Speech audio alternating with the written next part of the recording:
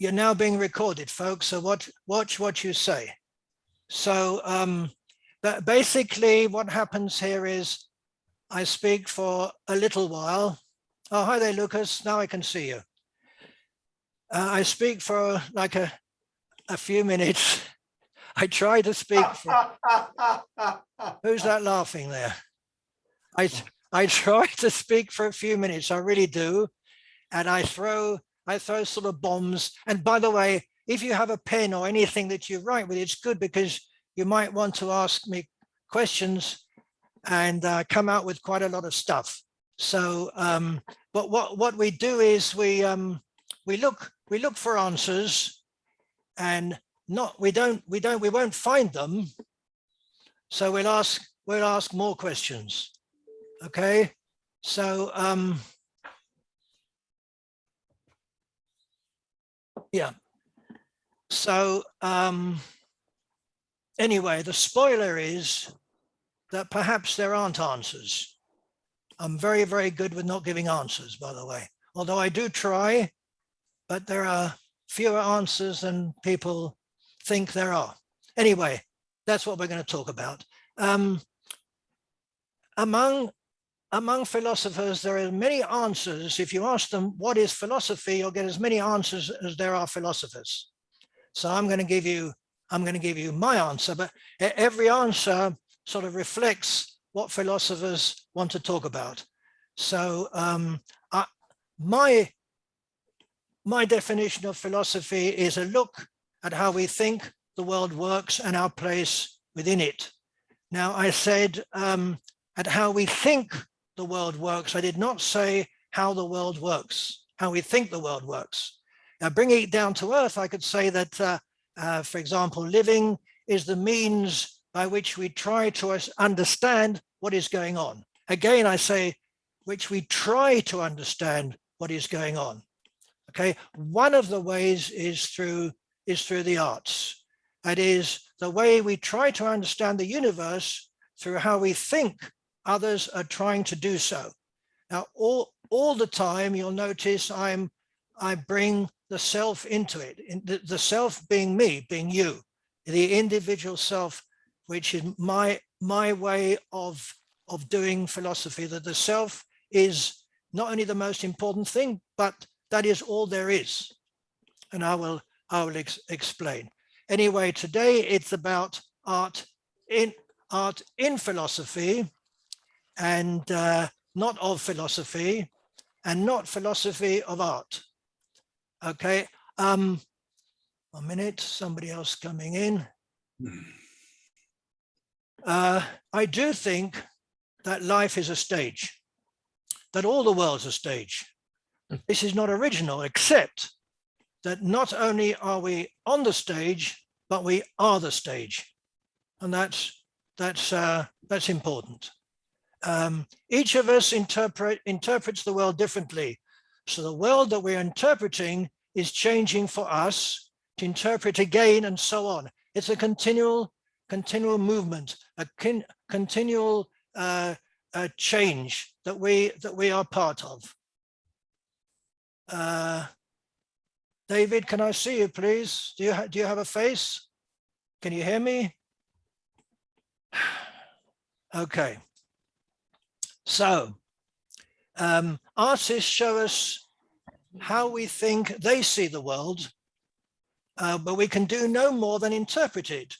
That is, the way we see the world through what we think they are showing us. Not what they are showing us, what we think they are showing us, right? What I'm saying is that we are not creating our story. The story is being created by us for us. Now we get to the metaverse you're all waiting for. How does the metaverse connect with all this? Okay, you all know what the metaverse is. Do I have to explain it, or please do. Please do. Okay. I thought you're all au fait with this. So we're all very au fait, but we'd like to hear you doing it. I know what it is, but I want to hear it because I want to hear the definition from a philosophical point of view? I don't promise that. That comes later. First of all, first of all, I'll tell you what it is, so that I can tear it to pieces as we go along. The metaverse is where you can virtually meet, work and play using virtual reality, headset, glasses on your device. It's a virtual reality space in which users can interact with a computer generated environment and other users. In other words, instead of just seeing pictures of the people you're talking to, you can actually go into a world that is created by, in this case, Facebook or whatever it is, and you are going into a world that is created for you and that you can create as well. You're creating what Zuckerberg calls augmented reality, augmented. And we'll be talking about that. Now comes the philosophy, Augustine. So Mark Zuckerberg metaverse, he claims, will be an embodied internet where you're in the experience, not just looking at it. This, by the way, sounds very, very new and nice, but it isn't. It's not a leap forward in our story. It is an inevitable continuation. It's amazing how long this has been going on. It's just a bit creepy now. The metaverse is art that is attempting a copy of reality, a better copy, whatever that means. Interacting, not just touching, but living it and being it. Now that is pretty creepy, but that's what's happening. So we see a sort of progress from humans to transhumans, where you change the organs, etc., and humans become sort of super and uber humans, Nietzsche type Superman. So from looking at Superman, who can control our world, we become Superman. We become Superman who can control our world. So a world that is more real than real and more beautiful than beautiful.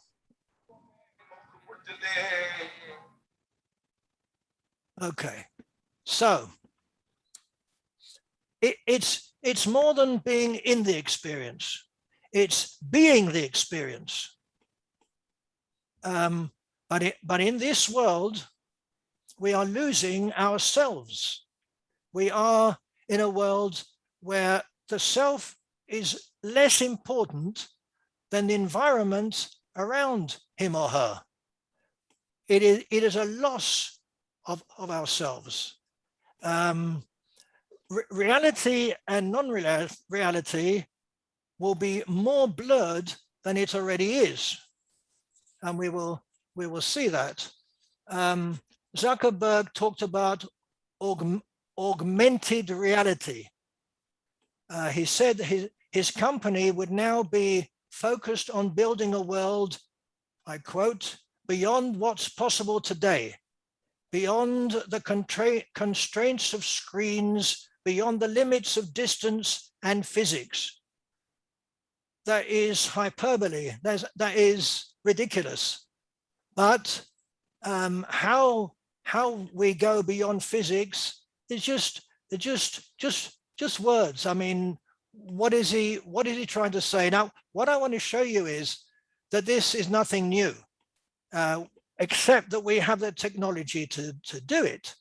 It's already been happening. The term hyper reality was brought up by Jean Baudrillard in the 1970s and 1980s, which is hyperreality is more real than real. It is, Baudrillard claimed that our current society has replaced all reality and meaning with symbols and signs. and that human experience is a simulation of reality. It's something we've lost our self, our person, and we are in a simulation. And that already was in the 1970s. How many of you have seen the film Clockwork Orange, for example? Now that, if you might remember this little thing that McDowell's character says that blood is more real in the movies. Thank you, Agustin. Thank you. Great. I was looking for them. I know I have it. It's selective writings from Baudrillard. Great. So he says that blood is more real, is more real in the movies.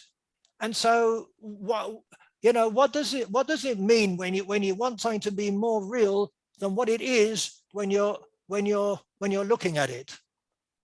So here's a good example from the 70s, where Ronald Reagan, you'll remember him, was an example of hyperreality. Here was an actor. An actor was president by acting as president. He was even shot, just as in a movie.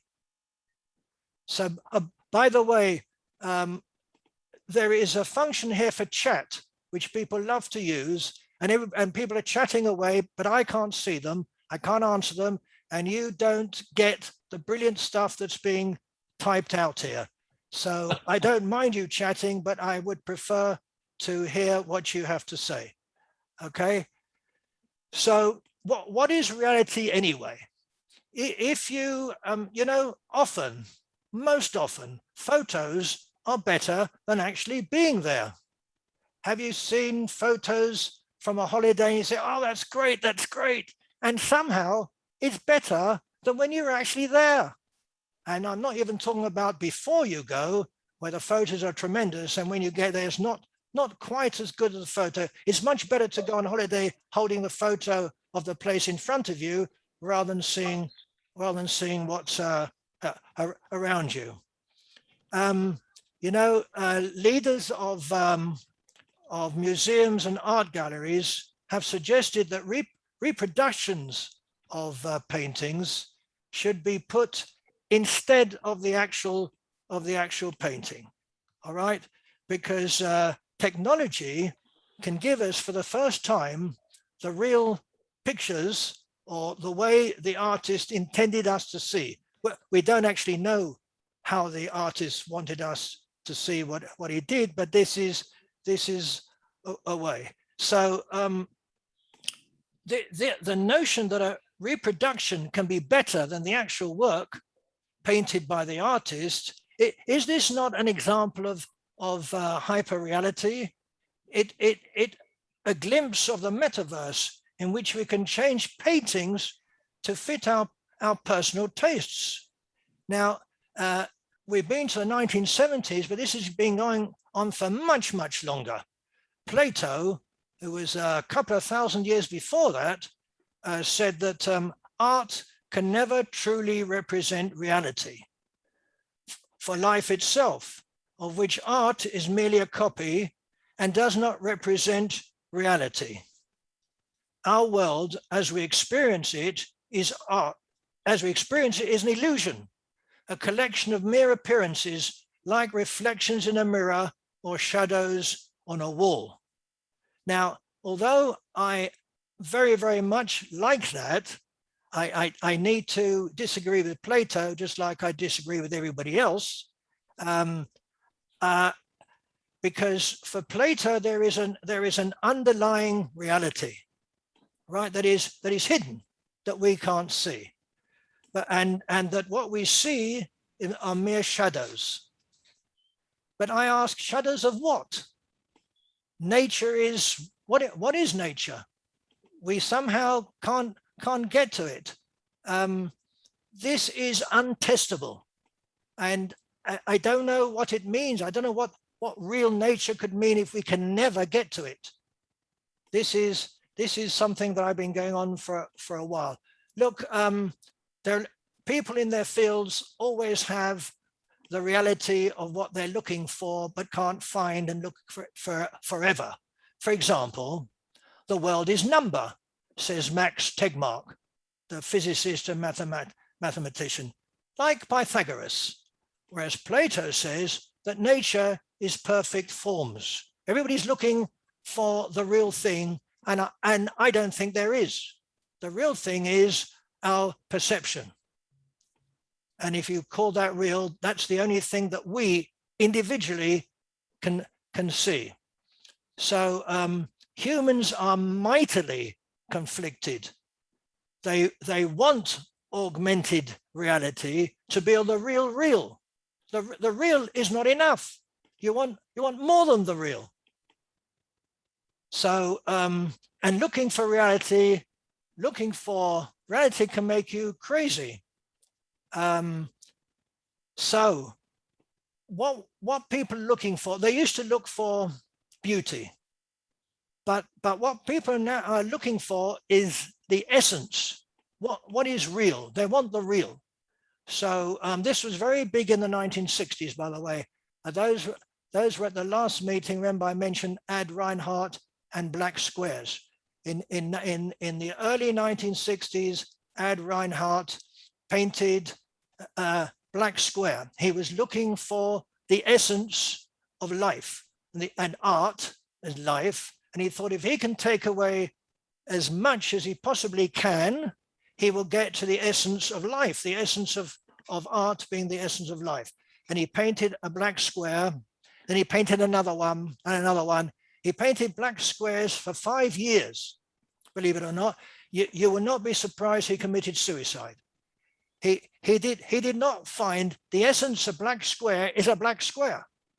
There is no essence to it. It's just a black square. I can read you something that he actually said, which comes from my book. He said, the more stuff in it, the busier the work of art. The worse it is. More is less is more. The eye is a menace to clear sight. Art begins with getting rid of nature. So he wanted to get rid of nature. We're all looking for nature. He wanted to get rid of nature to find the essence. I mean, he didn't do it, and he knew it. His black squares were cries of despair, like Kierkegaard, where his despair was the despair of not dying. But that's another lecture, another talk. The frustration of having art as a way of getting to the essence, the true character of the thing, was mentioned by Goethe in the 18th century. Because in fact, as Goethe writes, we seek in vain to express the essence of a thing. Art was no longer a search for beauty, but for the essence, supposedly the truth. Everybody's looking for the truth, and they think they can find it through art. So we have the essence of nature in physics, in quantum mechanics, called where the particles are called sometimes the building blocks of nature. Particles, we're getting so deep into the essence that particles are not even there until you look for them. I mean, that's really going to the essence. Building up what we can see from things you can't see until you look for them. Think of it. It's pretty crazy, but that's what physics is about at the moment, or at least some of it. Okay, so is the essence a place we can't get to? Is where we can't get to the truth? Oh, that's a deep one, Augustine. Is where we can't get to the truth. And if we can't get to it, is there no truth? Which those of you who know me will know my answer to that. Okay, the truth as stripping away of everything extraneous in the 1960s versus augmenting the truth in the 21st century. i.e. souping it up, making real more real, where movie stars are invited to environmental get-together in Glasgow, where reality shows are the real thing, together with Coke, the real thing. Is the point to make us disappear? Is that the point? I wonder. Look at the movement from making art, from making art, i.e. us, disappear, which are an example of the black squares, versus the metaverse that augments reality in order to make us disappear. It's a circle, but it's there to take away ourselves, to give us something that we are not. And we seem to want it. That's the amazing thing. So if less is more of more is less of less. You'll have to write that one down because that's really something, but I'll say it again very, very, very slowly. So I don't know where I got it from. It must have been I must have been asleep when I wrote it down, but so if less is more of more is more of less. So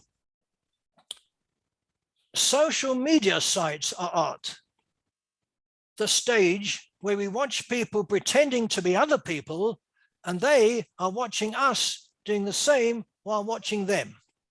We're sort of disappearing down some sort of hole where the water goes and we go with it. And somehow we want it. But since we and they are no longer fooled, we are living in a world in which truth is a known lie. I mean, we know people are lying, and we know politicians are lying, but we don't seem to mind anymore. We expect people to lie. We expect the truth to be fact and fact to be truth. So when Picasso said that art is the lie that helps us see the truth, I again argue with somebody. I say that art is the lie that makes us believe that it is the truth. In other words, and talking about lies, by the way, while I'm at it, I would say that a mirror is art, where we see ourselves as we think others see us. We don't know how others see us. We can't know. We only look at the mirror and think that that's how others see us, but we can't tell. That's true art, as far as I'm concerned. So let's look again at, we're coming up to the break now. I hope you've been making notes. So let's look again at reality, which you've been talking about, existence, and the truth.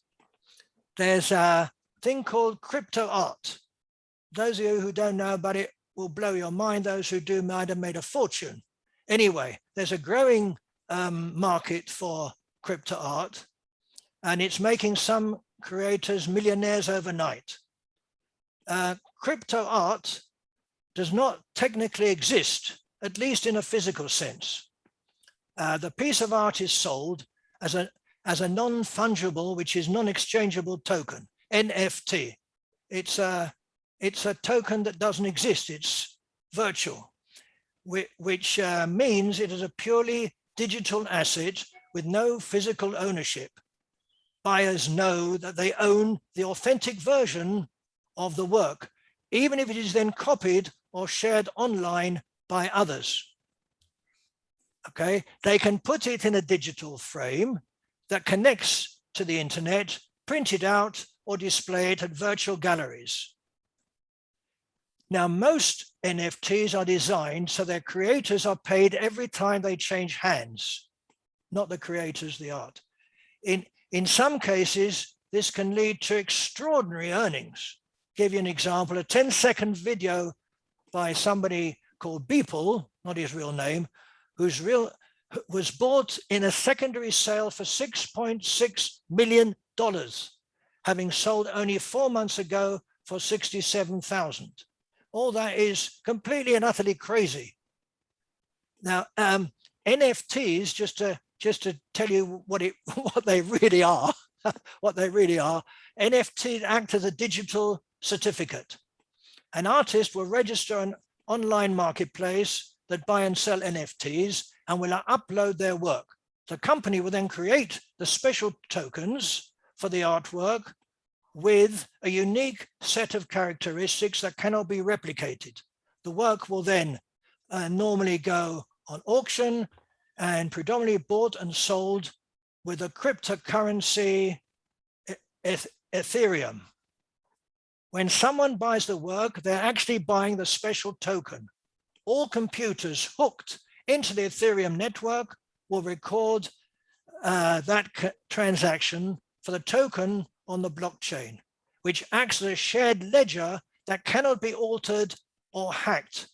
This makes it part of a permanent record. Now here you've got art that just does not exist, except for people who believe it exists and will pay for it. It's something like money, because if you don't believe that money works, the whole system will collapse. And here we have some sort of very, very weird thing that is so virtual that it just isn't. But people pay for what isn't. That's the amazing thing. You pay for what isn't, and that seems to be so. So why did I bring this up? I brought it up because of AI and art, which I can't go into a lot, but AI, and we'll hear something about Terry, is a kind of catalyst to push our human creativity. It's the machine and human collaboration that produces exciting results, novel approaches and combinations that likely we wouldn't develop if either were absent. Yes, augmented nature. And now I throw it open for you to talk about existence, time, no, not time, the only thing I didn't talk about, existence, truth, art, and everything in between, and why you think this is brilliant, crazy, and where we're heading towards. Off you go. Anybody want to say anything? I can go on for an hour or two. And you don't want that. Hang on. Phil has had his hand up for a long time. Who? Phil has his hand up, and I had my hand up second. I haven't been looking. I mean, I have been looking, but okay. Who had the hand up first? Bill, did you? Yeah, I did. Oh, Phil, sorry. Phil, okay, sorry. Go for it. I didn't see the hands. Yes. Well, it's difficult for me to I put together your definition of philosophy, that life is a stage, with what's happening with cryptocurrencies and crypto art, NFTs and all that, virtual reality.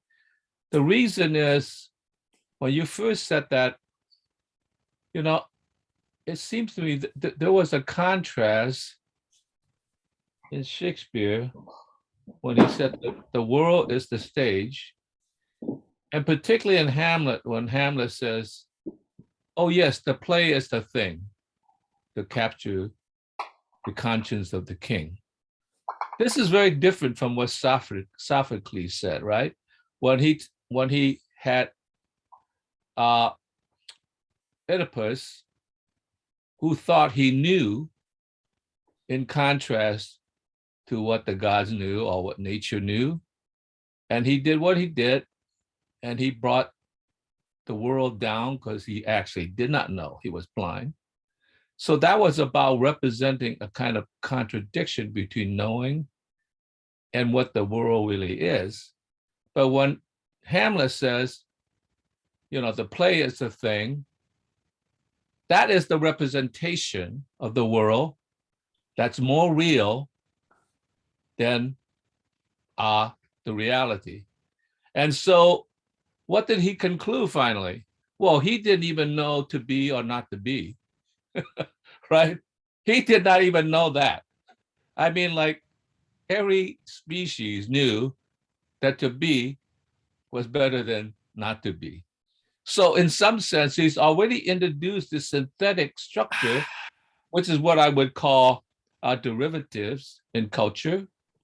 And the culture of derivatives become much more real than the fundamentals that is provided by nature and the real material world. And so no wonder we are drifting ever more to the reality of the derivative markets. And we're caught in that. We know that if we're not in the market because we're poor, we're going to be left behind. So it seems to me that this synthetic structure has created something that actually overshadows, Oedipus as a suffering that when he was wrong, he will suffer. When we are wrong in the market, we will suffer. So in some sense, how could you say that you are different from these people when you said, life is the stage? When you mentioned the stage, no, life is life. And you either think you know something or you're wrong that you knew something. So in some sense, you are the beginning of what is happening, not the answer that can now come back and criticize it. Phil, there are so many things you said there that I would argue with that would take another hour. But I mean, of course, I don't agree with Shakespeare. Obviously, I said so in the beginning. I didn't agree with anybody that I quoted this evening, by the way. And there are lots more people I don't agree with, by the way. But that's not the point. One thing you said, and that made me jump, is that everybody knows. When somebody says everybody knows, I see red. Because everybody knows, you said, that it's better to be than not to be. But everybody, and the people who are not, do not know that. Only the people who are know it's better where they are, where they would not be. The people who are not have got no way of deciding whether it's better to have been. So when you say everybody knows, I don't agree. But that's another point we can get back to. But but you're right about the other things, I think. But I definitely don't. I definitely distance myself from Shakespeare. Shakespeare said that we all act in order to at different stages of our lives. And I said something different. I said that we act and that other people act is the way that we think we see the way they're acting. Everything comes from ourselves, not from a stage that we are standing on. That was my point. Okay. So in the next, anyway, thank you, Phil. That's very interesting. We'll be back to you. And now Morris. Okay, I want to just say a very few words about the metaverse. I'm not familiar with this. It's not that I'm trying to be perverse, but and I'm certainly not averse to discussing the subject. Quite the reverse. But this metaverse thing is something that caught my attention when you said that you described it as a situation in which it's more real than what we call reality. And I suppose it comes about by using vision, by having some sort of visual stimulation and audio stimulation. And maybe it also has a sort of a smelly vision part to it. I don't know that, can you smell things in it? I don't know. If you can't, then they've got some way to go with the technology.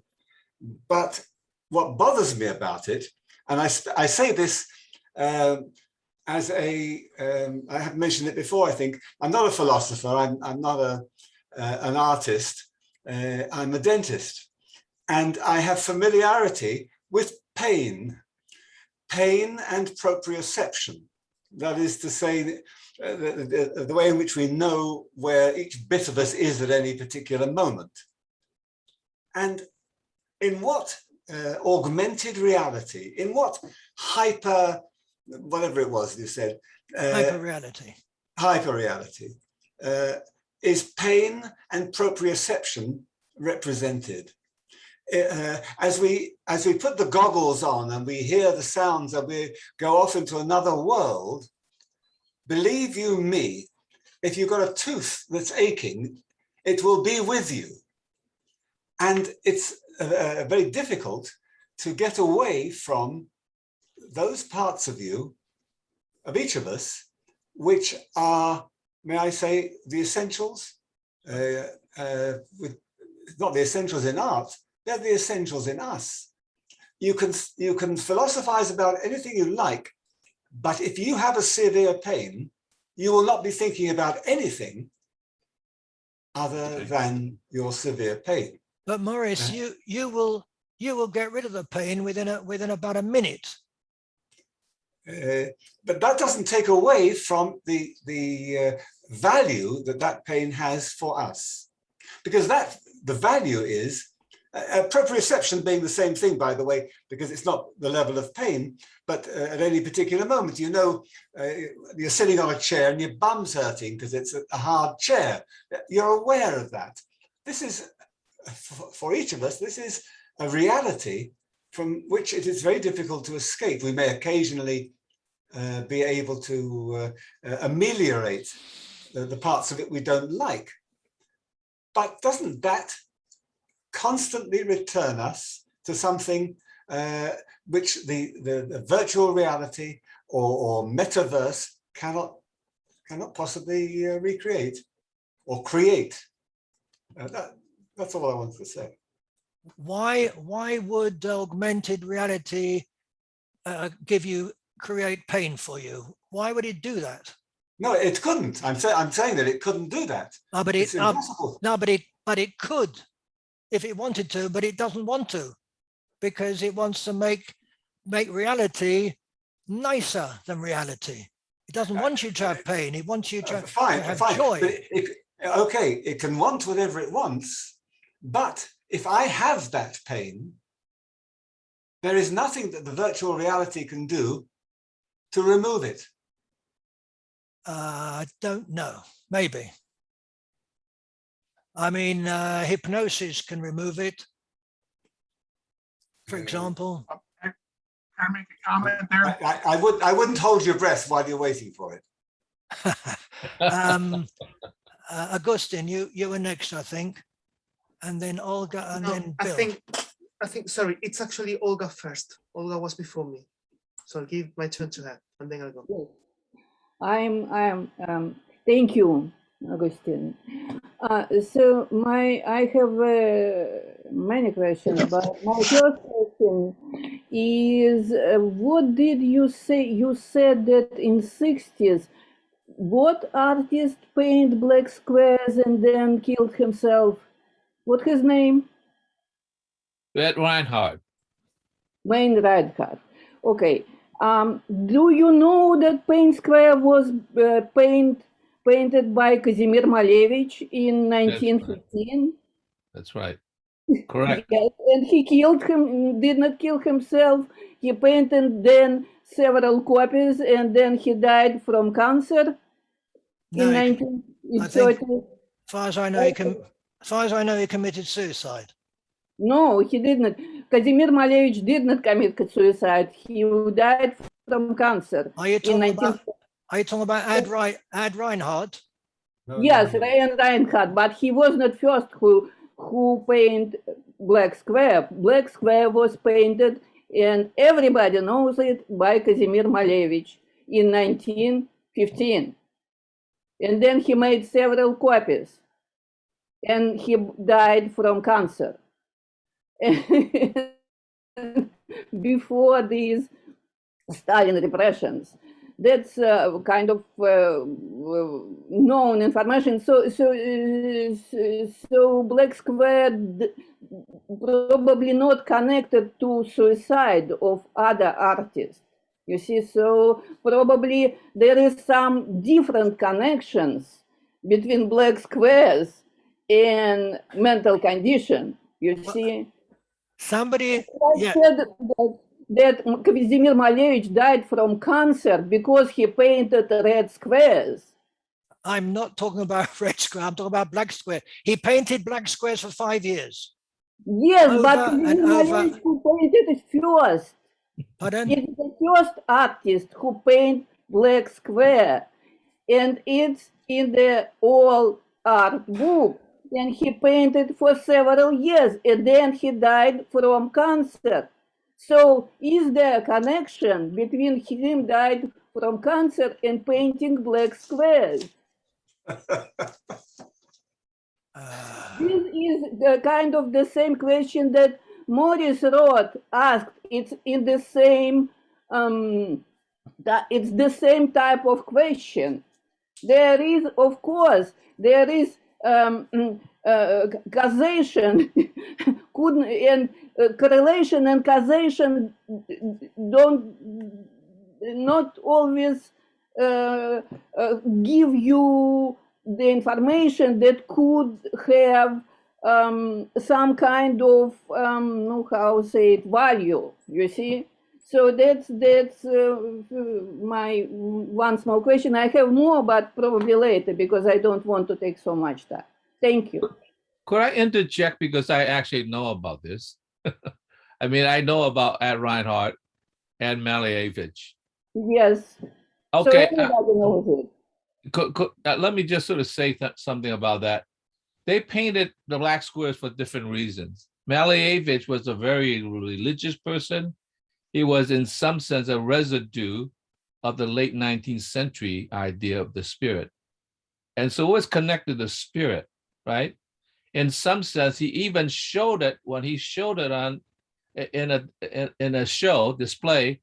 He placed it at the corner, the ceiling corner of the room, because that's how, in a sense, the Orthodox Church display, let's say, Christ at the prominent place.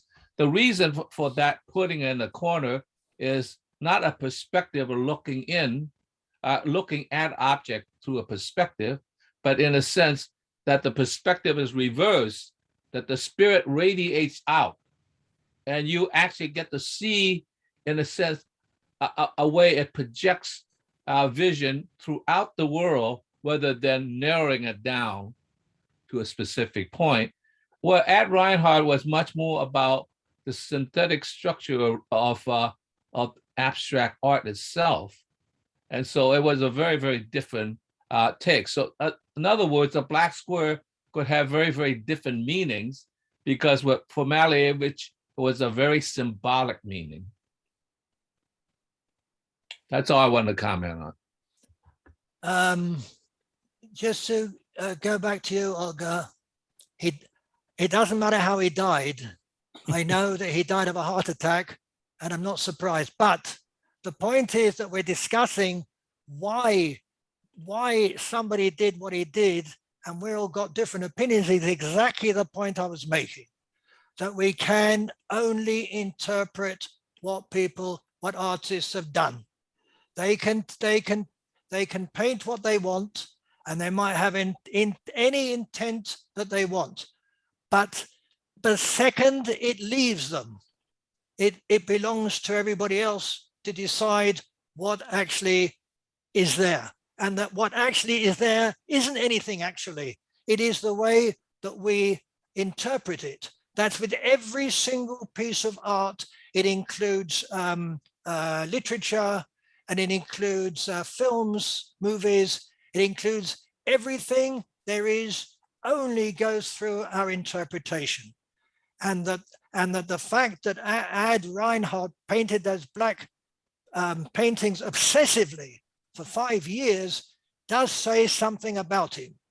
And by the way, I went to MoMA when I was writing my book about nothing, and Ad Reinhardt in it, I was stunned to see an actual Ad Reinhardt black painting. And for me, this was like seeing, it was wonderful. And I got to it and I saw it wasn't really black. There were actually different hues in it. And I was stunned by that, because whatever I'd read about it, it wasn't true. In other words, he painted black paintings, but each one must have been different, must have been. And that surprised me. So, Bill, yes. Yes. To go back to Morris's point, if I have pain and I have a variety of aesthetic experiences, one of which is going to the movies, one of which is watching television, and one is the encounter with a metaverse that Zuckerberg says won't change anything that he does on Facebook. The continuity of myself and my pain throughout all these things just suggests that we're talking about different aesthetic experiences, right? We're not talking about realities. We're talking about different experiences. I mean, I don't think that my going into a metaverse is going to transform where I live, who I love, or where I go every day and what I do as habits. So the point that art can be as alternate reality is a characteristic of a metaphor of an experience. It is so real that it's good, but I can put the glasses down. And isn't that the point? That we have such a variety of experiences, but we don't claim universal reality for any of them. We just say they're unique in a certain way that they deliver the aesthetic experience. In other words, as an objective correlative of an experience, some metaverses are very complicated in terms of the simulation. In other cases, they're simple, they're black squares. So I mean, I just think that the question is getting complicated by the notion that we have no continuity when we move from this one reality to another. We do. Our pain follows us, our hurts follow us, our disease follows us. Everything that we do in life follows us. And so I just don't know, Ron, whether that issue of continuity is being assumed when it isn't the case.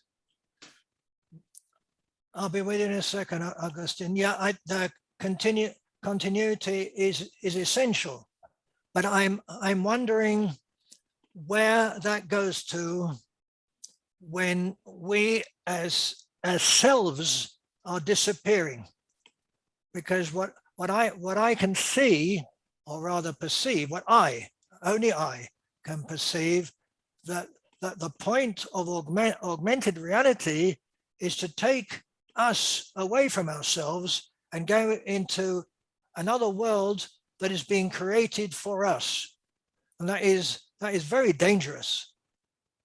We're going into a world that's more beautiful than our world can ever be. And the point of my talking about pain was to say you can decorate it any way you like, but as Bill just said, you take yourself with it. And I took pain as an example, but there are probably lots of other ways of looking at it.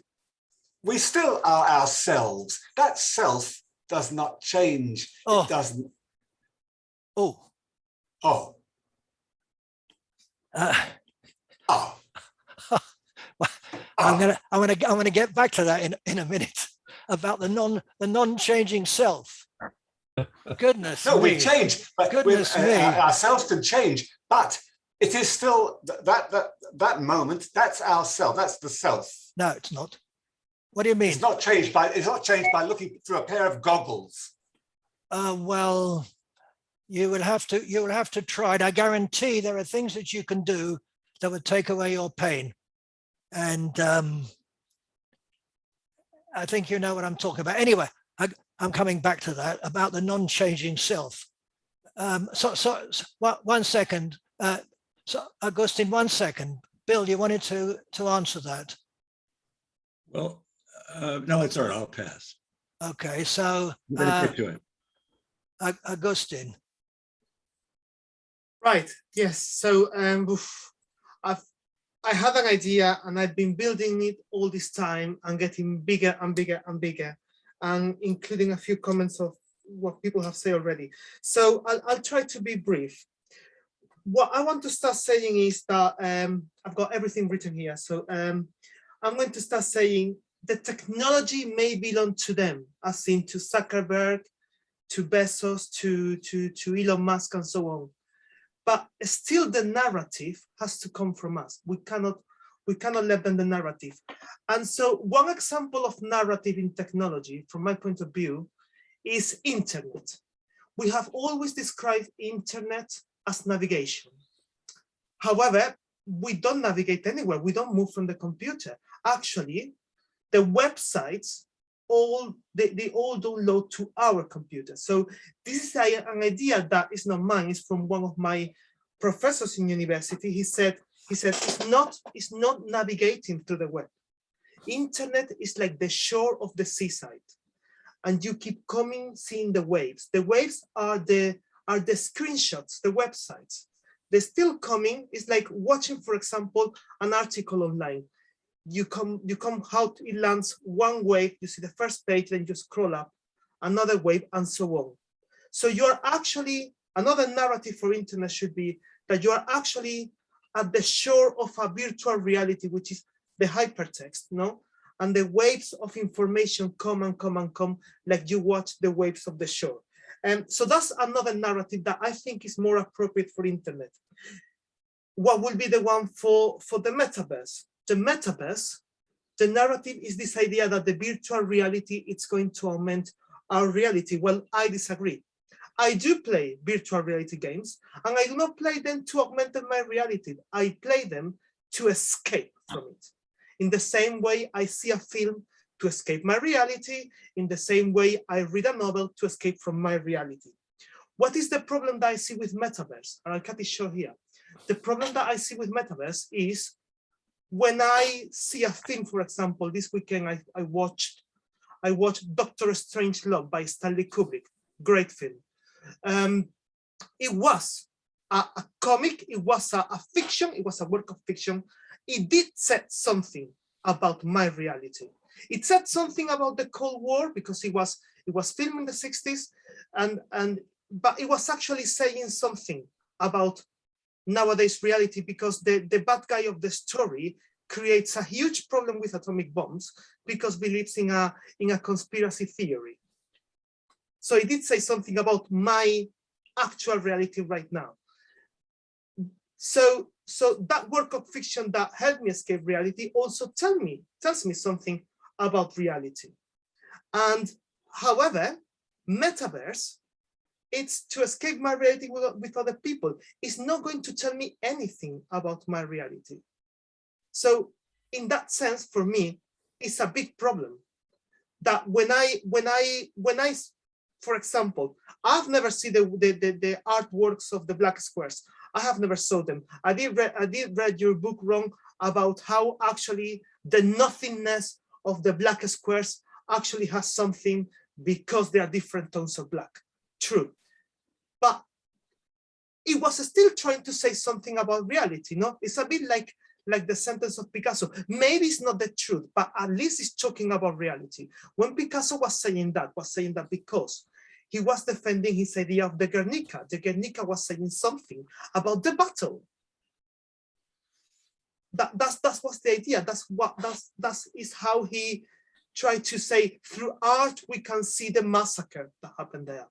No, so metaverse will not say anything about reality. This is my big problem with metaverse. Instead of saying something about reality, is trying to leave reality behind. Now, I want to pick up with something that Marie says about proprioception. That's right. Yeah, it's a problem. Actually, virtual reality creates a disruption. There are two ways to play virtual reality games. You can play by snapshots, or you can play by walking. You can only play by walking if you are trained. Because when you play by snapshots, basically what you do is that you see one virtual reality picture after the other, like different screenshots. But if you play enough, you can walk through the world, and you have to do it after, because you will get motion sickness, because you might be sitting down and your brain will believe that the proprioception is walking. So there is a distortion from our reality.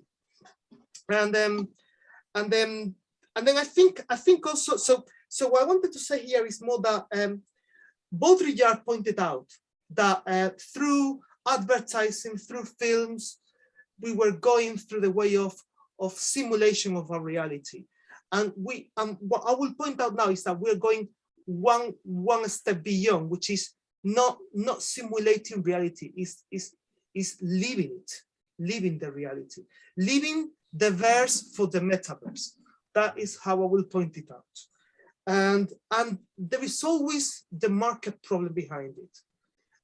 And we have to remember that the nature of social media, the nature of as well of Google, is the nature of gathering our data to be sold for predicting our behavior and creating products for us.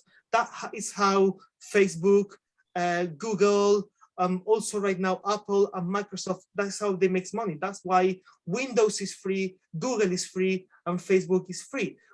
We are not the product, says Susanna Zuboff in The Age of Surveillance Capitalism. This is her thesis. We are not the product, we are the gold mine. They extract our data, they use it to create product for us that we are going to buy, and we end up buying it. So that is the energy behind it, the mechanical market behind it. So that's the final point. Thank you. Okay, can I just make a few points here? Most of which, well, how can I put this? Your point of view is very different from mine. Okay, now the bit about the waves, you see, yeah, I want to break down the notion that there are things working, real things working that are not us. The real things being the waves, and real things are affecting us. I break them down because there is nothing that is working on us, only the way we see them working on us. The fact that there are waves beating against us, what you're saying is that we are things that are being affected, that we are the real things being affected by other real things. And I'm saying that that is not the way I see it working. I see us as the center, and the only place we can possibly be is where we are inside ourselves. I can't be you. I cannot, I hear you. And when I hear you, I interpret it the way I think you're saying it. And I cannot get closer than that. And I hear it all. But when I hear about waves, and when Maurice talked about the self, the unchanging self, the core of a self, I revolt against that. The core of the self, I mean, you have to say, what is a core that doesn't move? Which part of you is the self?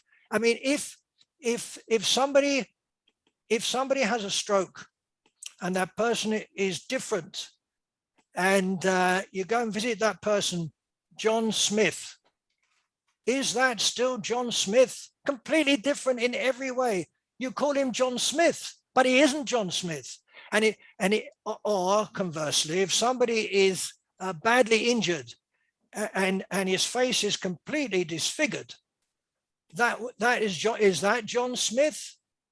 Where if he says I am John Smith, then yes. And if he says I'm not John Smith, I'm Joe Blogg, then you believe him that he's Joe Blogg? It doesn't matter what we tell other people. It doesn't matter, because all we can do is we can only react and interact with what comes from inside ourselves. There is nothing else. The concept of the self and other people and the stage, and they're acting for us and we can act for them. Just look in the mirror and tell me what you look like.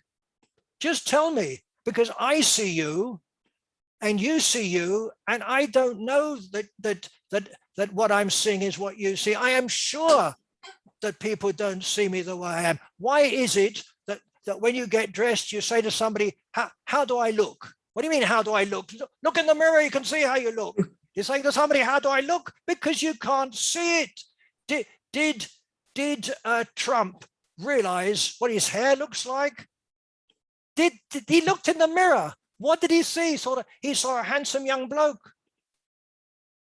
I mean, what I'm saying is that what comes from inside us is all that can be, because you can't take yourself out, put it in somebody else and say, there you are. And that is problematic. I'm not saying that this is not problematic. It is hugely problematic if you think that way, but I haven't promised you a rose garden here. Wait a minute. When you said hold what on, comes from inside you, sorry, because I would love to reply that, if that's all right, Ron, just for a second, just to so what I would like to say is that I could reword the theory, that is not mine, but I do agree. I could reword the narrative of the internet from that kind of solipsism point of view. That the narrative of internet is always that we are navigating through the World Wide Web. And I will say that narrative is from, instead of you believing that you are navigating through this World Wide Web because everything that happens inside of you, it will be better to believe that actually the information comes to you, to your computer. And so in that way, rather than considering yourself being navigating, you should consider yourself being in a place where you are receiving constant new information, and that will look like much more than that will look like more of a shore on the seaside than you traveling through islands, so to speak, or traveling through the sea. Although everything happens in your mind. 1 second. I wanted to say about when you talk about something coming from inside yourself, you know, I don't know how to define the self in this case, but I know it when I see it. I know it when I feel it. That is to say, I know myself. Obviously, because you're the only thing you can know. I agree with you. Of course. Okay, fine. That's great. That's fine. That's fine. So we agree. And when somebody doesn't know their self, we say they are mentally ill. I guarantee you do not know yourself. I guarantee it. I guarantee it. How can you possibly know yourself when you are the subjective one looking at yourself? How can you possibly know? It's subjective. I know what it feels like to be me. Okay, that's fair enough. That's what I mean. No, there is. Okay, I'll be back at you in a minute. Bill. Yes. Me? Just a- Bill? Phil, Okay. sorry. Go ahead. Phil, go ahead. Okay. Bill. No, hang on. Bill, you go ahead first.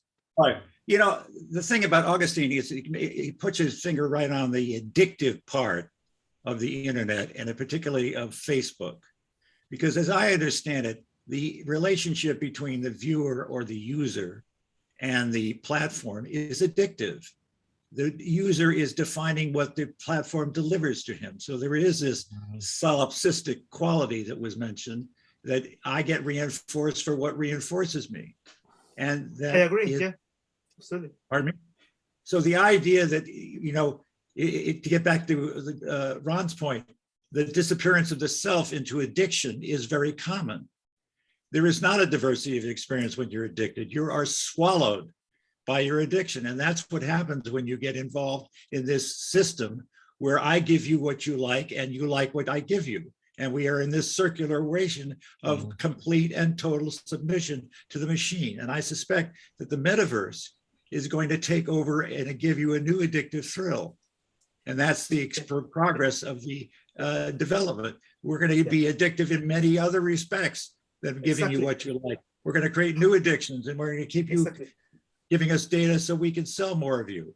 Exactly. So if I can just reply to that very quickly. While, for example, that is absolutely true in all the senses, and then while Facebook, for example, or while social media will create that cycle through posts made by people about their real lives, Metaverse will be nothing about their real lives, will be everything about the second life, the second reality. the thing that is not reality. So the real difference would be that we would become addicted with the virtuality. I'll leave it there. Yeah. Let me sort of say after Phil, you, Terry, sorry. Yes, Phil, sorry. Yes, go on. Let me just sort of, there's a couple of things I want to respond to.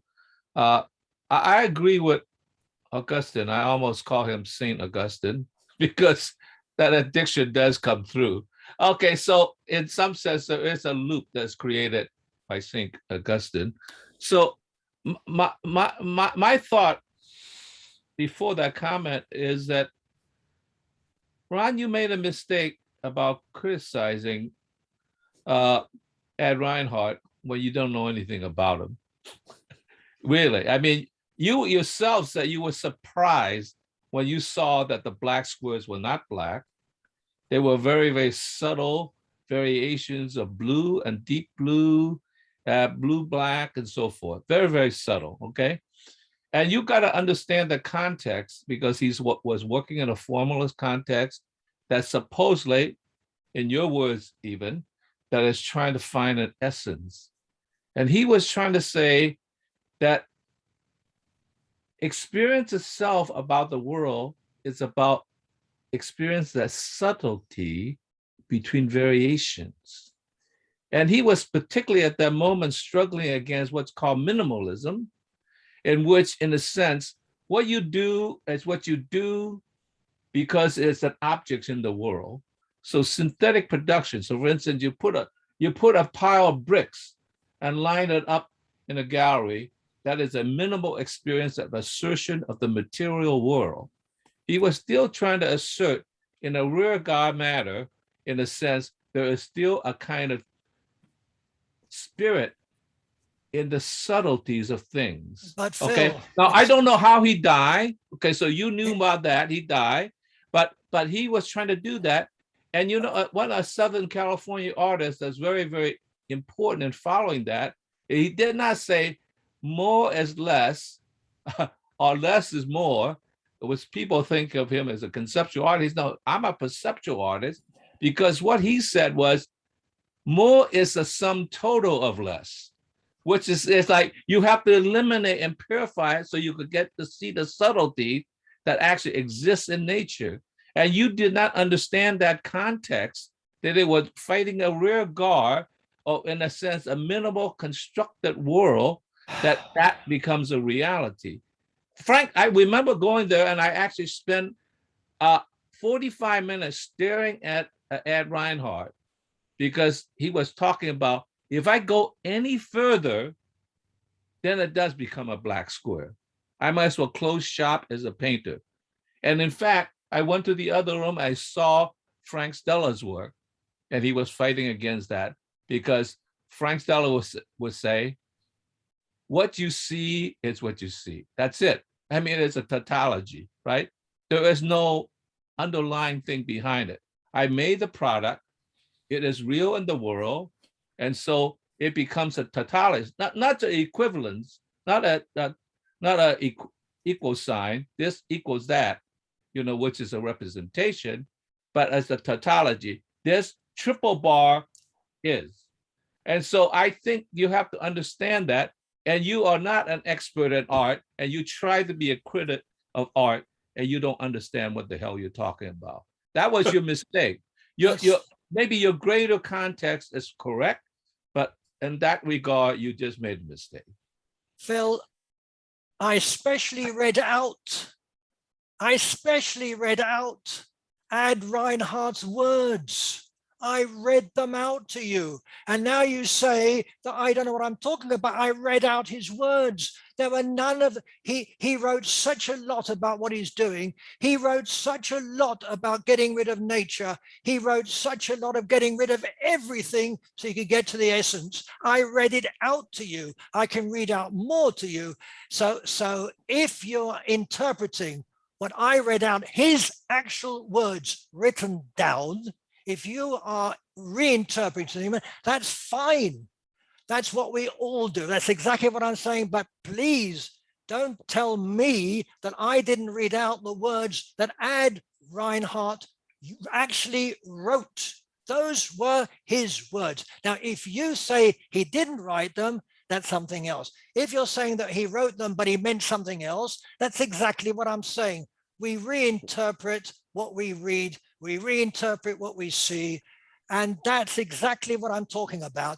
But if you want to read Reinhardt's words, all his stuff, and I've read a lot of his stuff, I know what he said. I personally interpret them in the way I see he did, and I read them out to you. If you think that that's not right, that I don't understand what he actually said when he said, I am going to get rid of nature because I want to get to the essence, he said it. If you say that he meant something else, that's fair enough, that's your interpretation.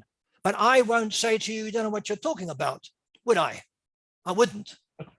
But I did read out his words, and maybe I don't know what I'm talking about, but I read out his words. Right. Okay. And now, Terry. First, a quick question. I saw a news article that said the word meta in Hebrew means dead. Is that true? Because I knew a little Hebrew and I never saw that. No, you're talking about Latin and no. Yeah, it's a Latin word. You're talking about met. Yeah, met means dead, but no connection. There was somebody stretched a point and tried to make an article about something like, because I know just a little bit of Hebrew, and I certainly didn't remember meta as being anything other than Latin or Greek or it is Greek. I think it's Greek. It's Greek. So no, there is a word met, but it's nothing to do with it. That's not the same word, so I don't know why somebody was just trying to make something out of nothing with that. The whole thing about Zuckerberg talking about the metaverse, which is really just talking about, virtual reality has been discussed quite a while. He's just trying to make it into a marketing term. But William's point, what Zuckerberg is talking about to me absolutely terrifies me. Facebook has already done more destruction to the world than any other corporation I can think of in terms of people killing each other, literally killing each other, not figuratively. I mean, literally.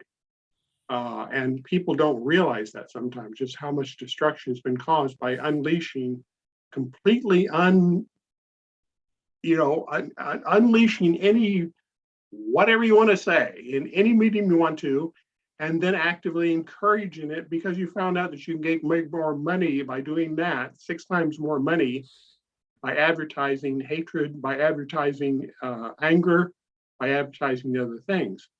It's addictive in the worst sense imaginable because it brings out the absolute, because the marketing model is very simple. You make more money if you get people more upset. And a few people die in the process, tough luck. A few countries get stabilized and destabilized in the process, tough luck. We're making money. So if I don't sound like I'm a fan of Zuckerberg, I am not a fan of Zuckerberg. This metaverse thing is just the incarnation of the same kind of discussion you heard about LSD from back in the Timothy O'Leary. I am struck by the similarity of the dialogue about the word new extended universe. You can always do that, but if your only universe is the one in which you say, I just want to have pleasure, pleasure, pleasure, whatever I like, what you wind up doing is you disconnect yourself from the physical universe, and we can debate about whatever and that, but the bottom line is it doesn't work very well in most cases. You wind up not reacting to what's going on around you, and you wind up dead. So we have to kind of keep that in touch part instead of going purely for saying, well, what kind of thrill can I give myself? Facebook's cyber technology is capable of being a drug more addictive than anything that's ever been built. And I'm saying that as someone who's from that world. And dang, we ought to be careful with this because we are playing with fire and we have no idea, even now, how destructive that fire can be. We've already seen some of how destructive that can be. Look at some of the death tolls. Look at some of the destabilizations.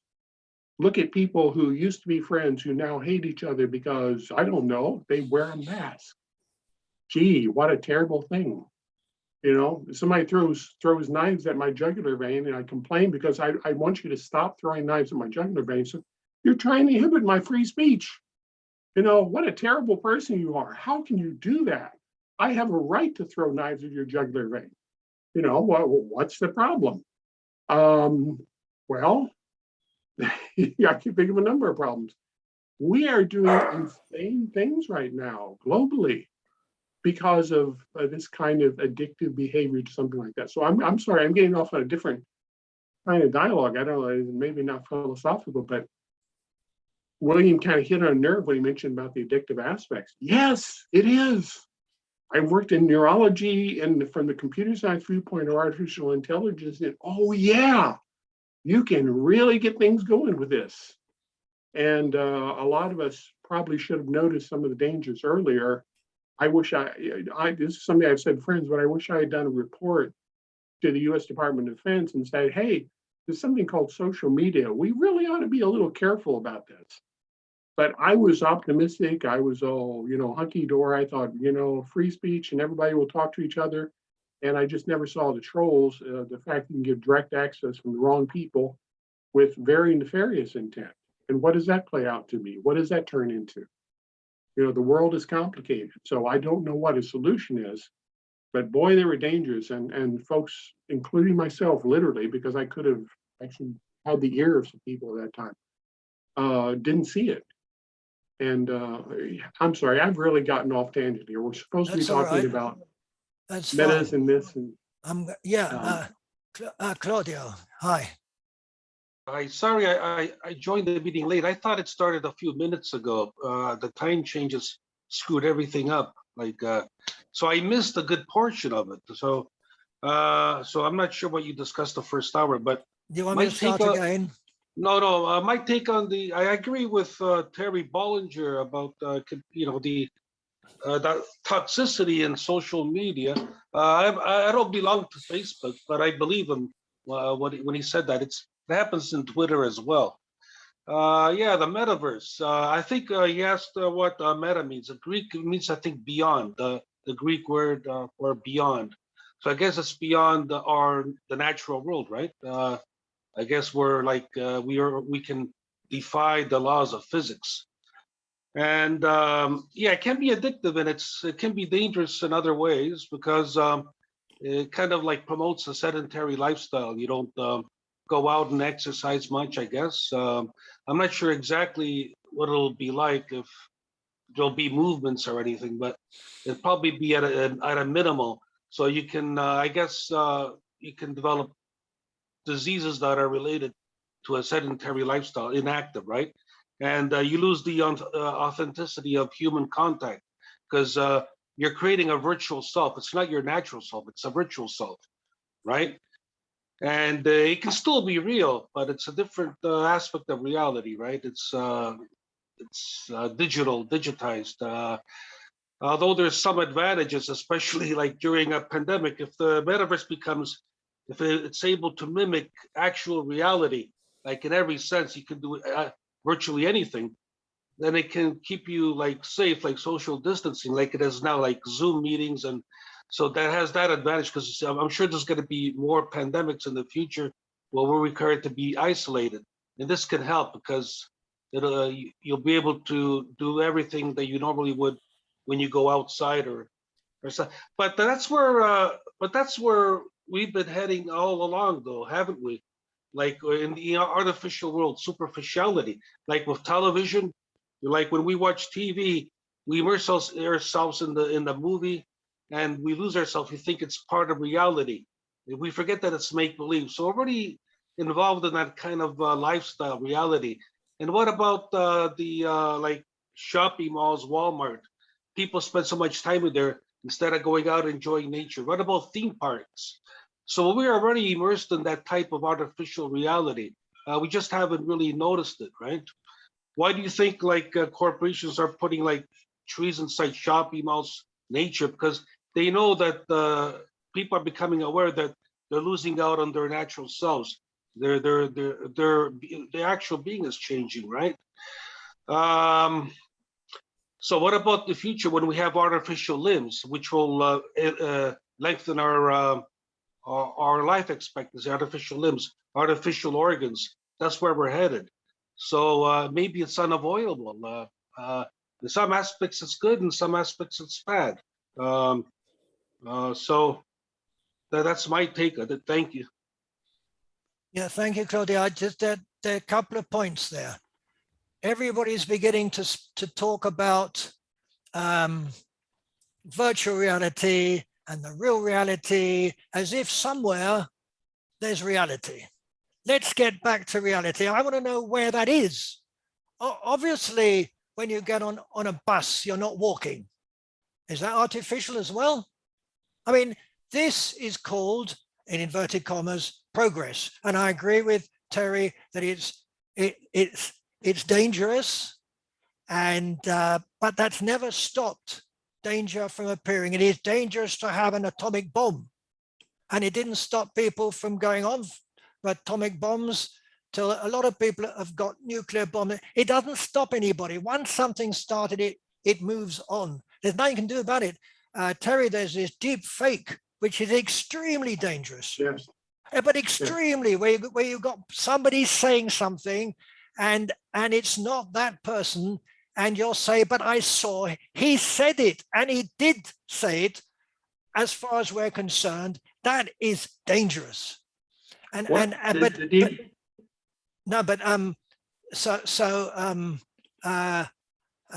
Augustine spoke about it would be better that. Now, what do you mean better? I mean, the universe doesn't owe us things to be better. What do you mean better? Better for whom? Better for what? Why better? And anyway, did anybody promise you a rose garden? Did any, apart from religion, who tells you that things will be better in the next world, for example? So let's all wait for the next world and things will be better. But why are they not better here? What does better mean? Why better? Who promised you better? Why should you talk about it is better that we do so and so? What does that mean? For whom? Why? Why better? Who says it should be better? ... For me, I say it's better. For you. Okay, no, fair enough. No, I accept it. Can I answer your question? From my point of view, that way would be better. I accept. Ron, could I comment a little? I want to answer your question about who said it's better. You ask a question, and I have something that I believe is the answer, and it is this: when I was born, almost immediately, my mother began to relate towards me as somebody who, if I complied with her wishes, that is, I smiled when she wanted me to, or I drank the milk when she wanted me to, she would be wonderful to me. And it taught me that if I am good and I do whatever I'm supposed to do, the world will be good to me. But it turns out it isn't that way. And I want it to be better. For you. Fair enough. I'm assuming you went through something similar. I agree. I've always said all the time that there's nothing apart from us. I've said it all the time. Of course, I want things to be better for me, and you want things better for you. That doesn't mean that better will coincide. Your better might be my worse. So what do we do? By the way, I want to break and say just 1 second. There's a lot of chatter going on in chat, which is a good place for chatter to be. On the other hand, Naj, you do not have a camera. I can't see you. I'm sorry, Ron. It's just that I'm surrounded by family members. I'm a little bit preoccupied, so I'm spinning lots of wheels at the moment. Just chatting, dealing with family members, the whole shebang. Hang on. You don't. The rule is I need to see you. But okay. So I can't see you. But in that case, you can't do the chat where I can't even hear you. Oh, so I can't chat either. Okay. No, you can. I just think that you've got such interesting things to say. You won't let me see you, but you won't let me hear you either. So I don't think that's fair, because we want to hear what you have to say. Okay. Okay. Right. Thank you. Ron, can I still comment a little bit? Oh, yes, sorry, yes. I just want to point out, because I was so negative about what has happened in the particular case of Facebook. I'm actually very much, I mean, I'm one of the guys who helped, get the artificial intelligence stuff going on some of these things that you see in the technologies around us every day. You can't just sit still on this stuff. What scares me are the dangers that people don't realize as we get into it. And addiction is one of them. Deep fakes is absolutely another one with that. Someone else commented that, I'm sorry, I don't remember who it was, but someone just commented about how we've been doing this for some time with television. I would say we've been doing it a lot longer than that, like whenever humans started talking, because then we started telling stories. And since when is any story a complete definition of anything? It's always an approximation. It's always a selection. It's always a construction. But I think that's the essence of part of what we are about being human. So we have to embrace this. This is part of where we go, but we should be careful about embracing, because if you throw away the old synthesis of the physical world that's there and say, well, that's not relevant anymore, that's nonsense. Of course it's relevant. I mean, the whole computer network's built out of that world. I mean, it doesn't come out of nowhere. But you have to be aware of the full synthesis and say that I use the complexity was there.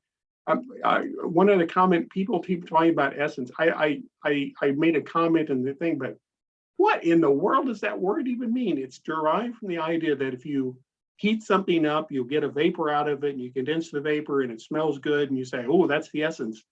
Think about the utter simplicity of that concept. Everything I've seen that's really, truly interesting in this world has enormous complexity. Living organisms are extremely interesting, and they don't go down into a little vial of alcohol.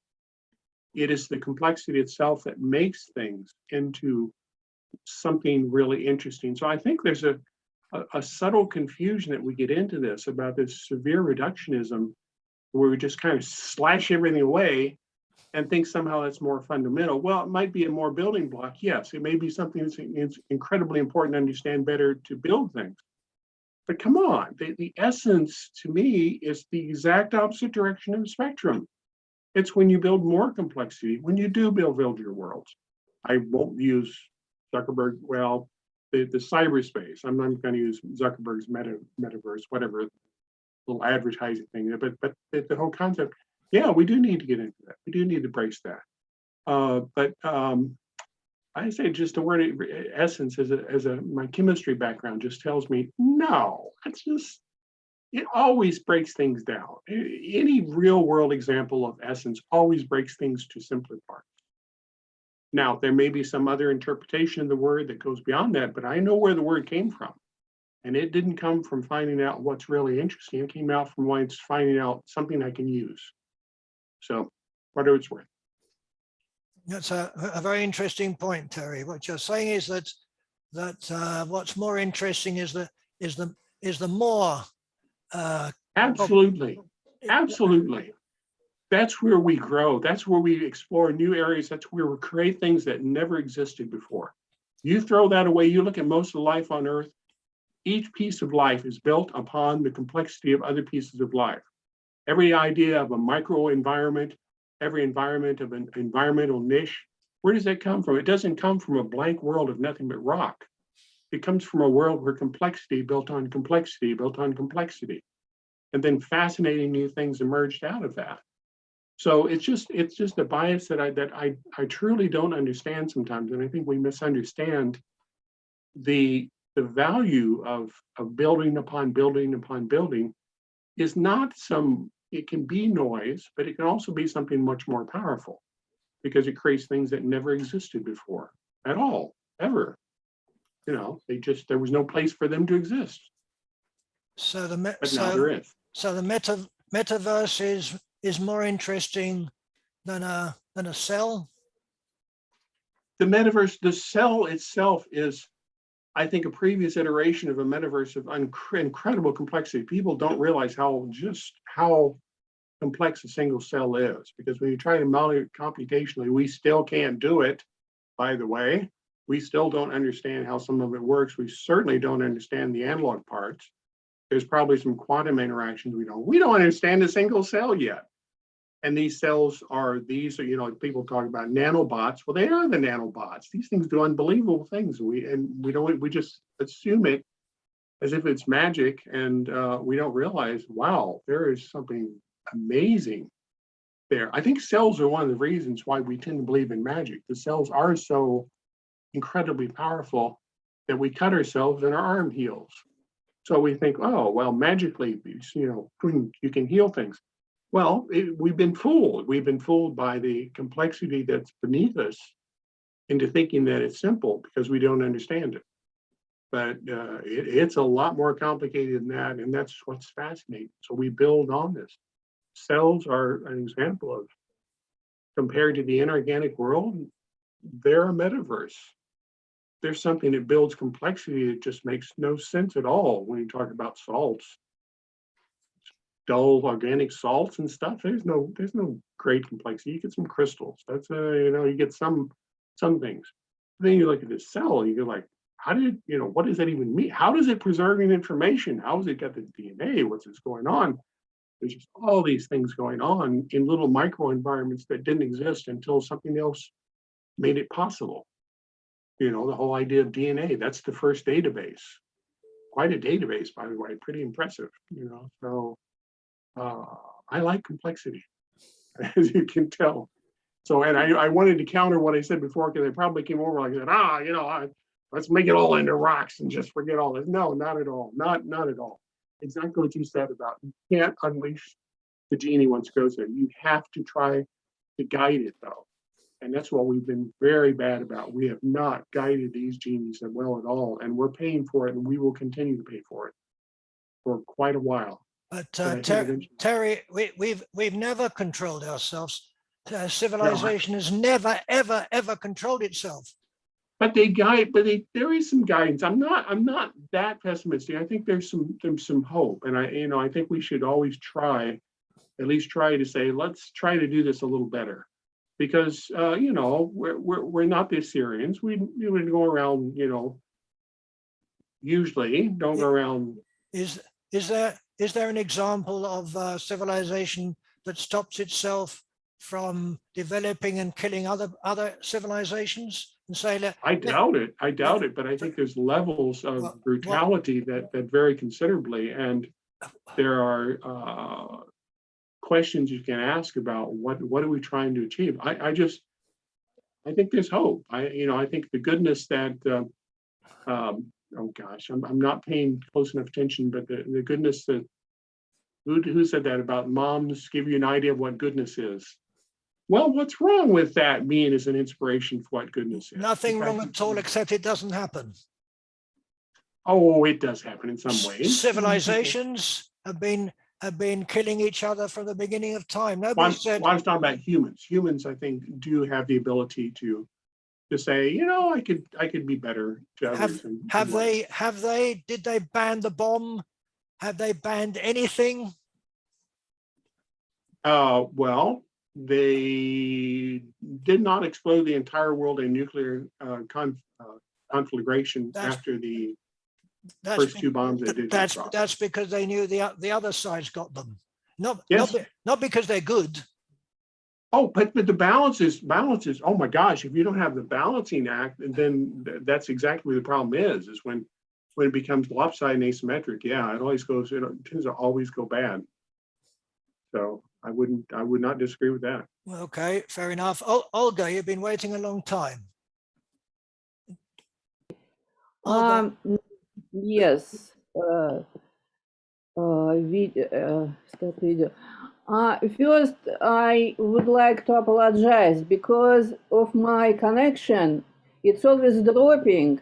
And when you talked about Reinhardt, about black squares, after that you said, you're not surprised that he committed suicide. Probably I misheard it, or maybe it was not connected to him. So I thought that you said that he committed suicide because he painted his black paintings. No. But probably you did not. So I just did not hear it correctly. So I am sorry, but still my comment about Malevich is I still the same. But what I wanted to say that it's became a discussion of social media, and actually a lot of people 10, 12, 15 years ago talked about that we give so much control to these digital tools. And what I personally say, we actually put in control actually teenagers who don't have enough life experience, and now we controlled by it.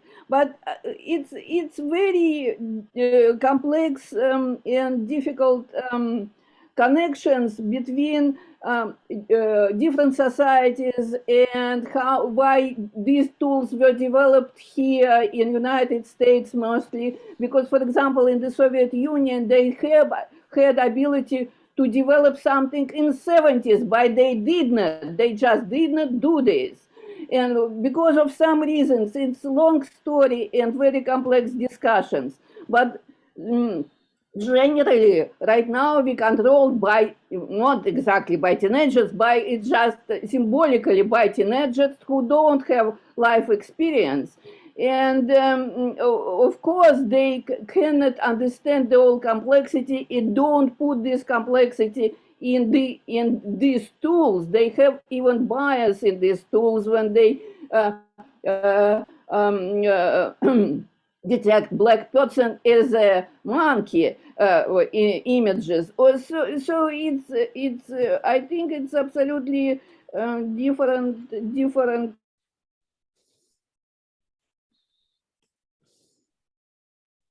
Hello. Oh, I think we lost Olga. Oh, somebody's frozen. Yeah. Hello. Okay. So do you have your hand up, Phil? Yes, I do. Okay. And then Agustin, and then Claudio. Hi, Phil. Yes, please. Yes.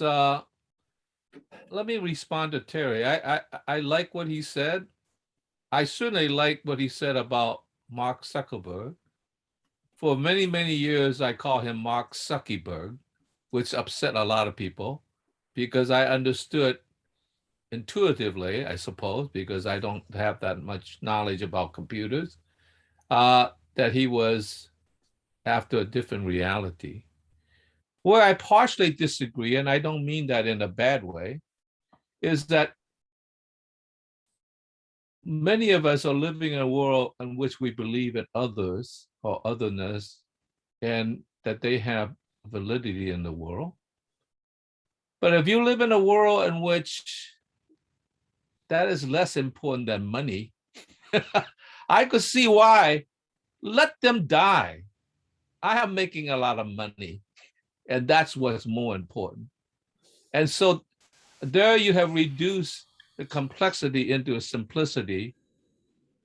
Let me rake it in while the money is still there, even though it's a derivative market that does so. And so why wouldn't he do it if that's what drives him? And that seems to be what driving many of us. So in some sense, I think that they have found a weak point in human beings that are lured by this kind of addiction to something else. And once you find an advantage and you're lured by money, what is going to stop you?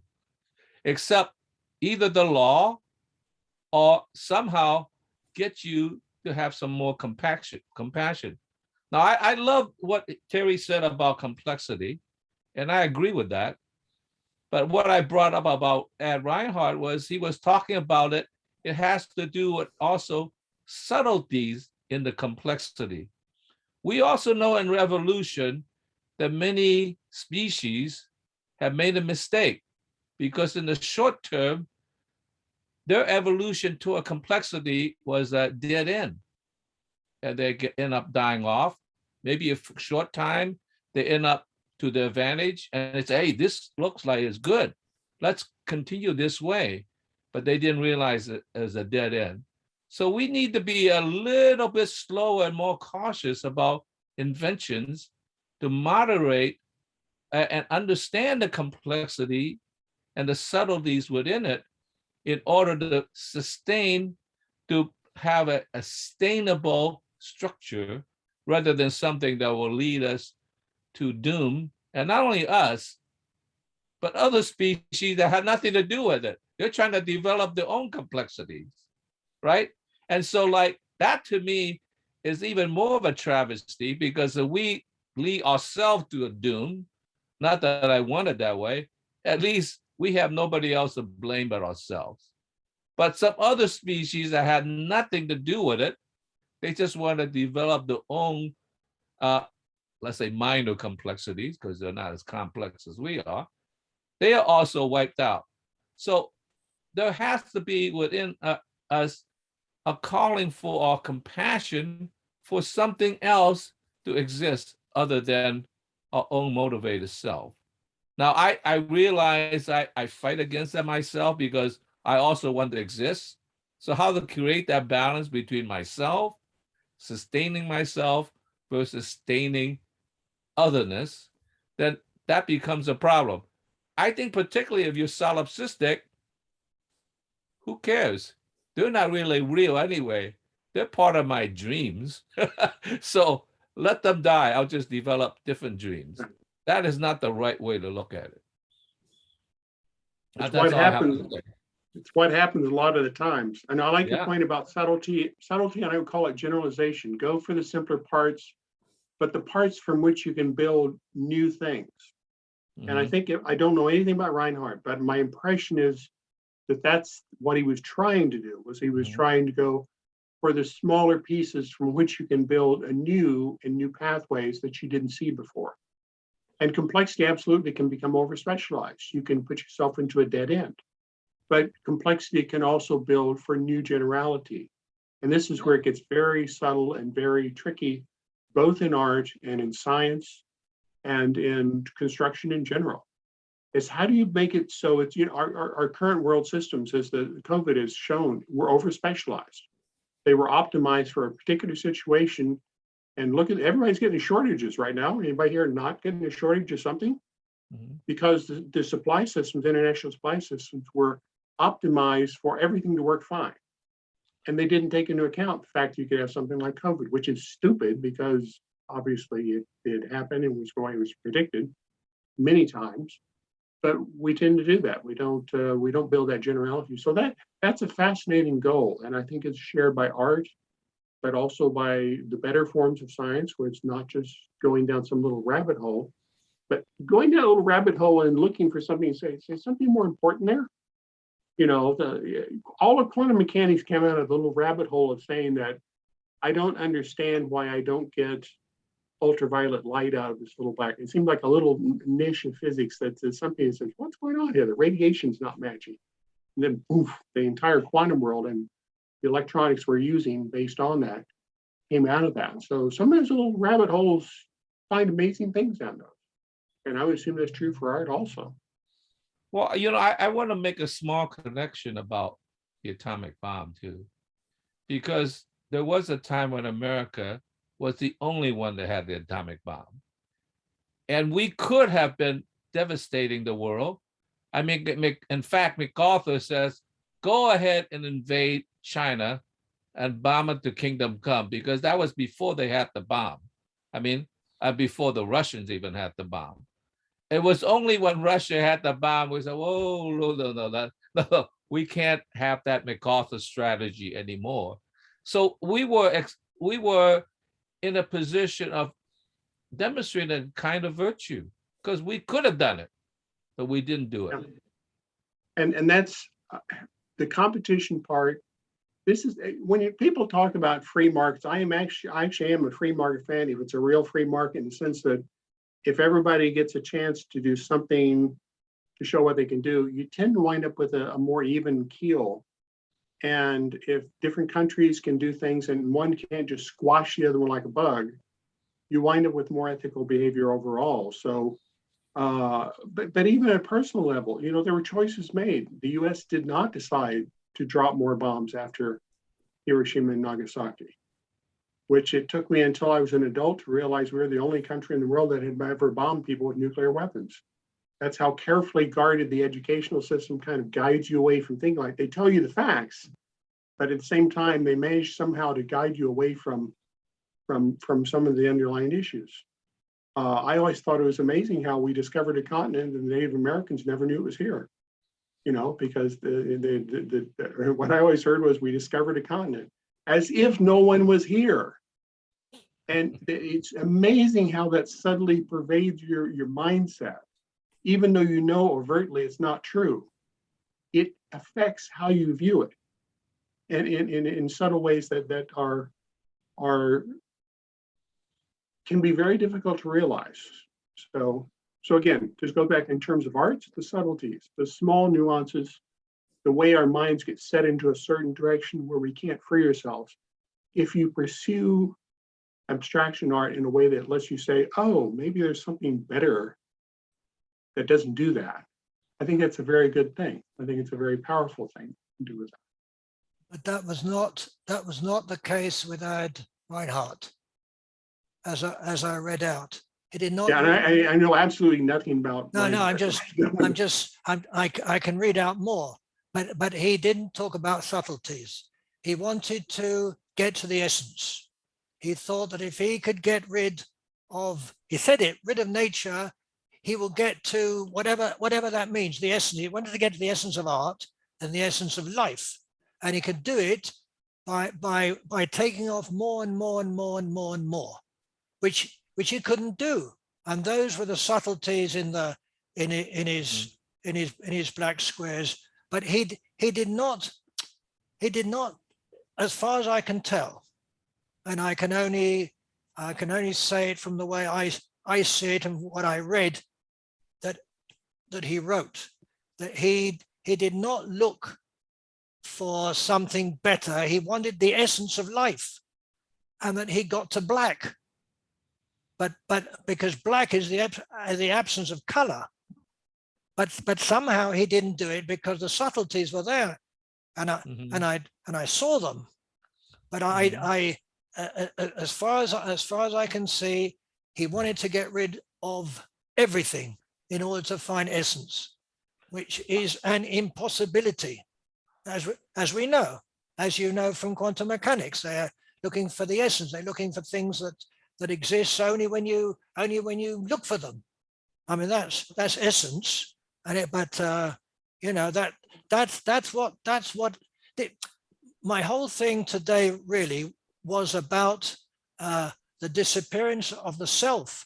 And you can see it from two different directions, that when you paint out nature and you paint out yourself, and when you go into hyper reality, you've got a new reality in which you are a smaller part. You're looking for something greater that encompasses you, but it's so wonderful that you disappear within it. And I see a way these two come together from different directions, and I find that extremely interesting. Now, it's only the way that I look at it. As I've always said this, I have never said that this is the way it is, because that would go completely against my philosophy. There is no way it is. But are you going to believe his words, or are you going to believe your lying eyes? I saw what I saw. No, no, I don't know. Neither of them. Neither of them. Okay. All I can say is what I perceive. That's all. And whatever you say, I believe that you're saying it. I'm not saying that you're not saying it. I'm not saying you don't exist. I know you exist. I can see you. But whatever you say it, and I interpret what you're saying. What you're really saying, I have no idea, and most probably neither do you. But I don't know that. I am not saying to you, this is the way it is. I've never said that, because I don't think there is such a thing as this is the way it is. There is no is. That's the problem. There is no is. By the way, I would argue that Aristotle, Boole, and some others went through this whole process of trying to find the absolute essence, and their answer was black plus white, 0 plus 1. And I don't mean that facetiously. I mean, I think they were trying to get at the same idea. And said, how can I build everything? And the conclusion they come up with, you start with yes and no, 1 and 0, nothing and something, but no details beyond that. As discrete as you possibly can get. But you start putting a lot of those two pieces together, you can start building essentially anything that we think of as classical. You have trouble with the quantum side. It gets very interesting. I would argue that bits are the most classical thing there is. They're not quantum at all.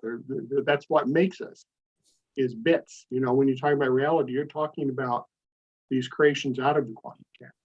But I think one of the problems, if you focus only on black, you can't do anything because black plus black makes black, you know, and it doesn't go anywhere. So you really do need something more. And but I think that's why people like Bull landed on 0 and 1. Because if you have yes and no, this and that, something else, then you can build things. But beyond that, it's pretty good. It gets pretty dicey, but it's pretty fair. It's pretty fair minimum right there, just 2 items. So whatever it's worth. Augustine, you're waiting very patiently. Thank you. Very patiently. I'm gonna be much more patient. I'm gonna offer my turn again to Olga because she got frozen before. And so she wants to go now and say something. Olga?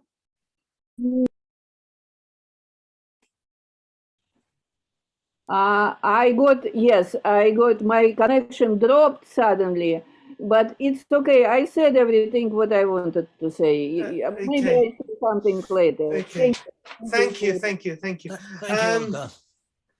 So I am maybe now it's very far away, the conversation about social media, but that's what the point I wanted to make. I wanted to start quoting Terry. You kind of like saying with your love for complexity that complexity is better, no? And what that's your point with complexity. I agree. And my point with art is that when art talks about reality or teaches me over reality, for me art is better. And that is my problem with Metaverse, because I don't see it referring to reality. I see it as another reality, and in that way I personally believe is worse. But nevertheless, thinking about social media, I think that's one of the questions. What is social media? What really is? And I don't think we really know. For example, we believe that if I say something very, very, very polemic in Twitter, and then Twitter cancel my account, I believe I've been cancelled, so my free speech has been attacked. Has my free speech been attacked in social media? I think the answer is no. And it is because I don't believe that social media is the public space. The public space is the park, the public space is the street, but social media is a private place. Social media, Twitter social media belongs to Twitter. Facebook belongs to Facebook. Zoom belongs to Zoom, and WhatsApp belongs to Facebook, and Instagram belongs to Facebook as well. And Metaverse is going to be another private place that belongs to Facebook. And the best metaphor to see from my point of view is the mall or the shopping center. It's a private place that you can always go in. It seems public, but it's actually private. If you say something wrong there, if you bother someone there can be a guard that can come to you and take you out of the shopping center. Because it's a private place, it's a place made by the business.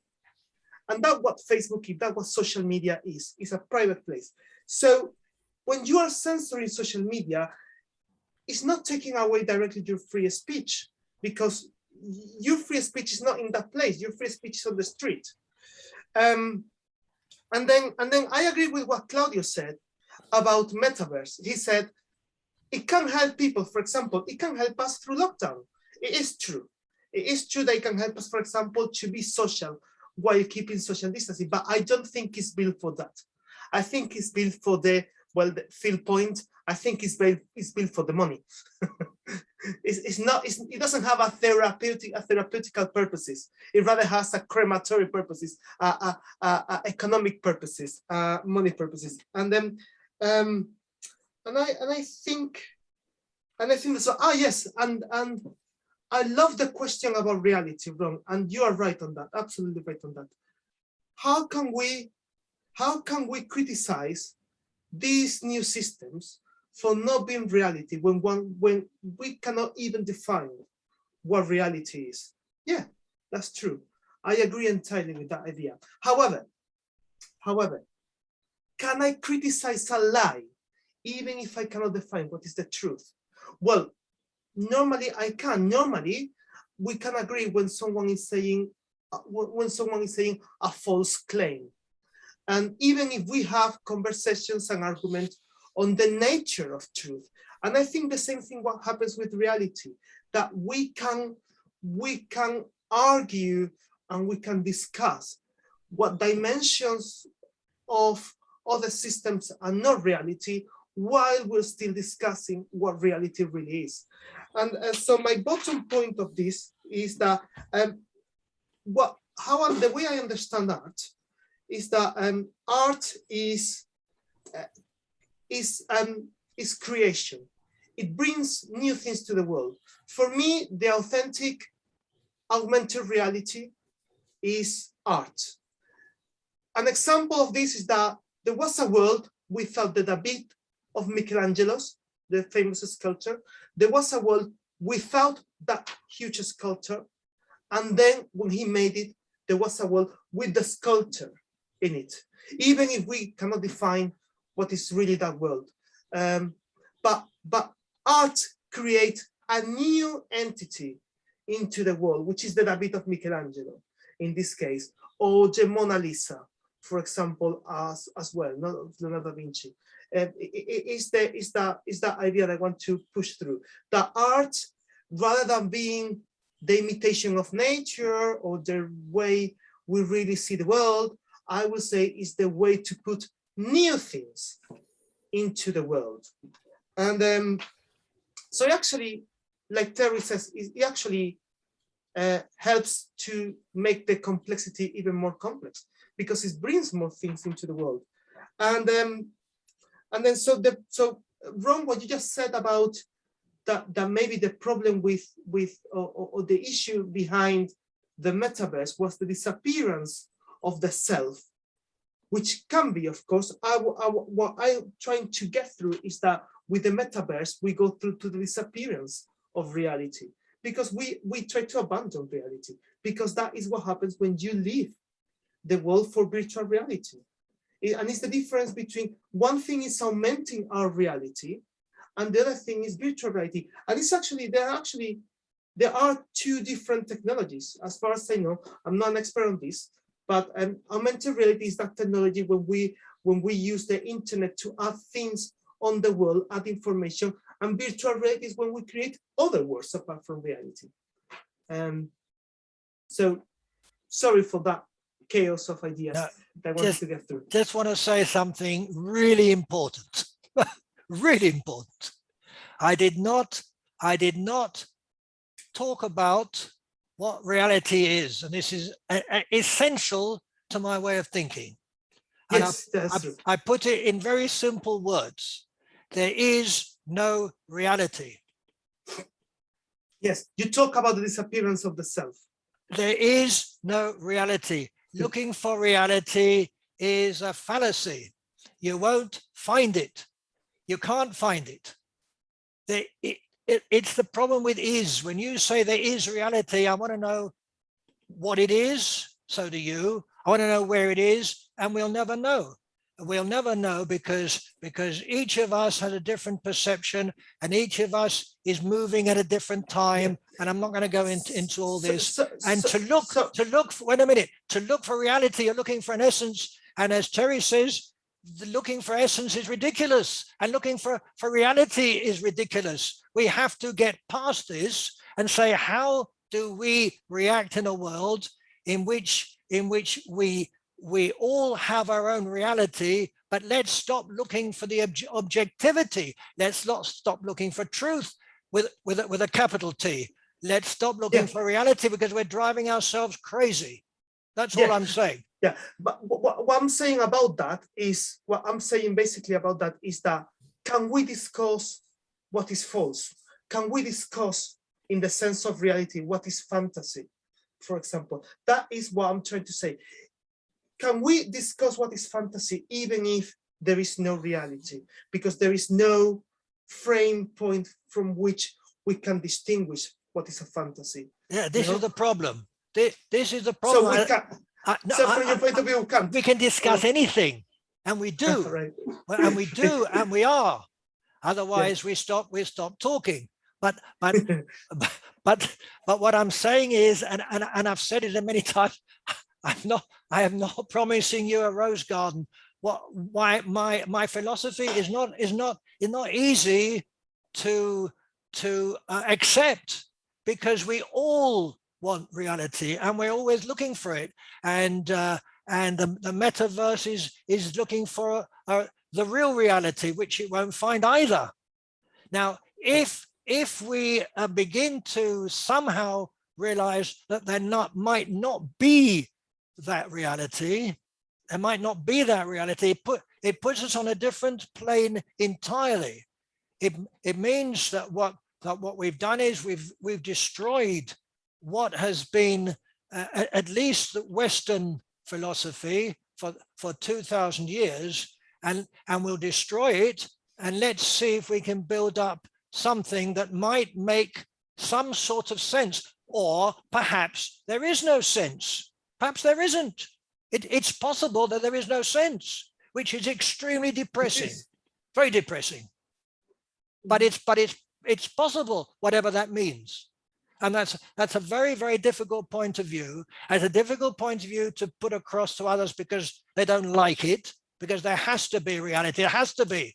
There has to be. But maybe there isn't, because I can't see how we could possibly get to it. There is no it. So we're going around it in a circle, having a very, very hard time. But why should we have a good time? I mean, we're talking about philosophy, not good and bad. We got to. I'm destroying something, and I know it. And I'm turning something upside down, and I don't know what's going to come out of it, if anything. But that might be all that we have to work with, and we can sit and we can talk, and it's right to talk. You have to talk, but the purpose might just be talking. The purpose might just be that we're humans and we sit around and we need to keep our brains busy. And dogs and cats don't sit around and talk about why are we here, and we do, and perhaps that's healthy for us. Perhaps that's what our brains need. Perhaps it's that. Yes, perhaps it's that. Perhaps it's that. Absolutely, no, I entirely agree. And so my point in here will be to reiterate it, that fair enough, probably reality doesn't exist, probably there is no reality, but still, as like you said, still we can discuss on things that are not reality. And the metaverse is not. The metaverse is other plane, but it's not the plane of reality. And my other point here, my further point, will be that maybe art creates some things that, well, I wouldn't be able to defend that point, but when art tells me something about what I believe is reality, instead metaverse doesn't. In the example of I believe in a reality, I watch a film, it tells me a fiction, but it teaches me something about reality.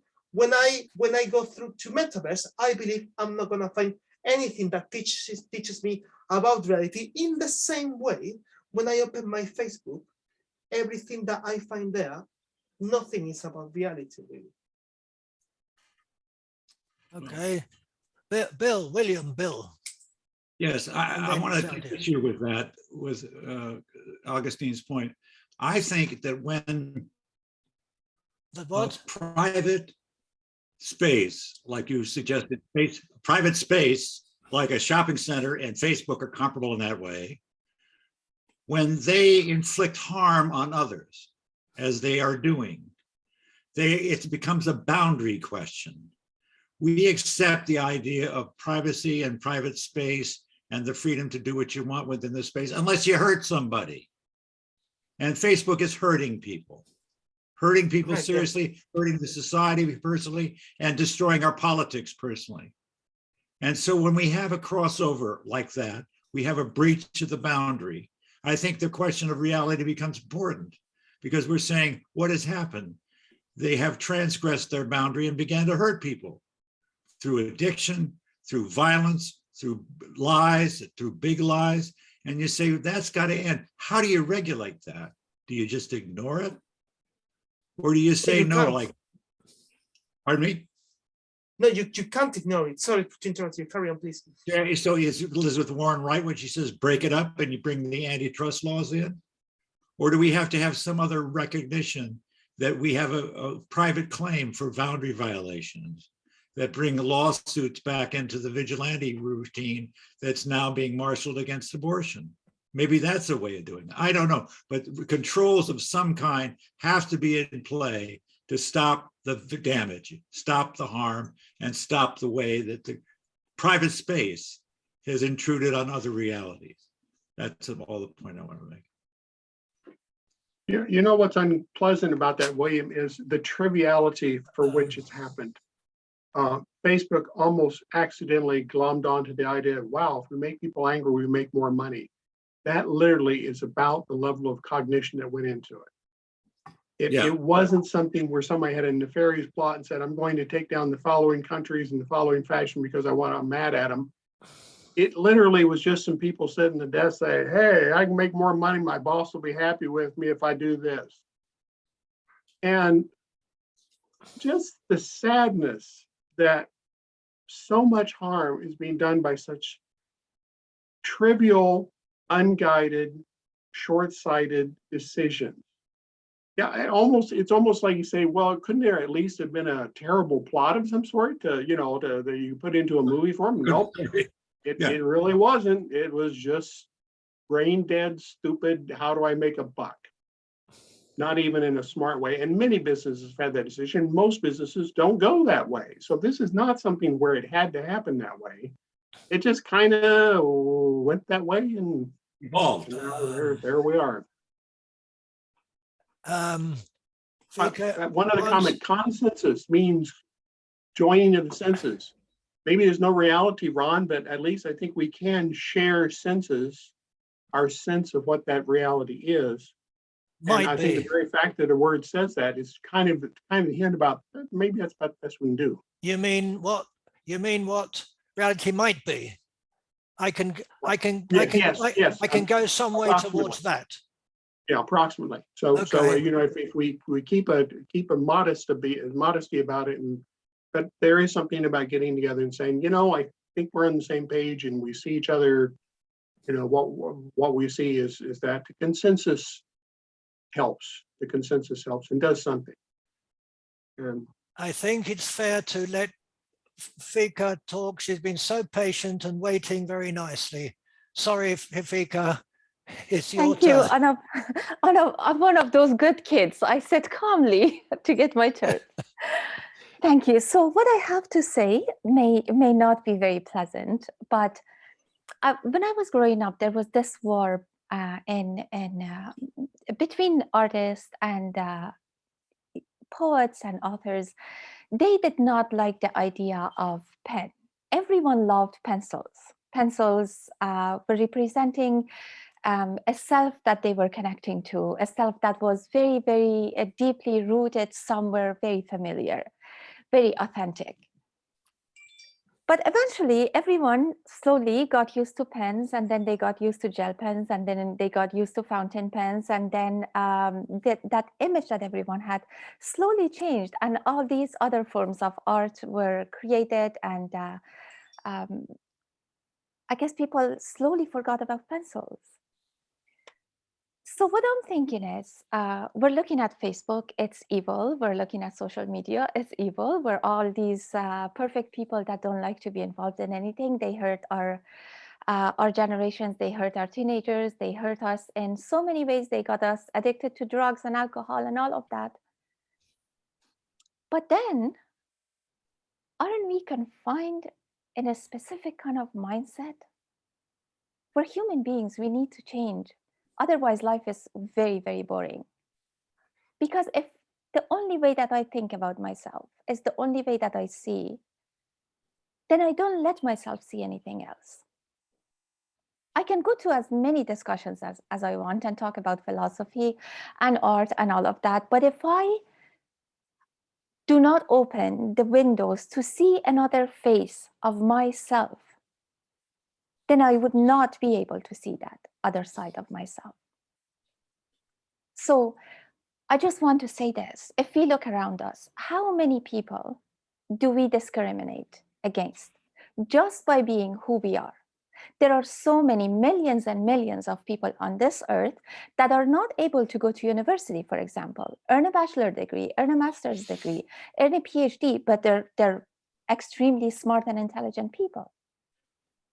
But we think that the only way that we could communicate with others, with other intellectuals, with other people that can understand us, with other people that are in search of this self, is to talk to people that have some kind of degree, some kind of paper.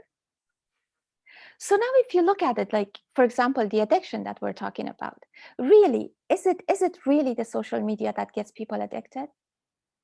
Isn't it every one of us that gets someone else addicted because we're not able to communicate with them and we don't let them communicate with us because we have closed those doors to everyone? So maybe if now we look at the changes that are going to be happening and look at it in a different way, that maybe this would be another world to let other people have a space to talk, to be presented. Maybe that would give us the opportunity to hear more voices, to see more selves. Maybe this is not that time that self disappears, but it's the time that we can, if we want to, see more of it, see more faces of it. So why do we always look for evil? And I mean, I understand everything, absolutely everything that human being does has the good side and the bad side. And it's just the nature of us because we're not perfect, except me.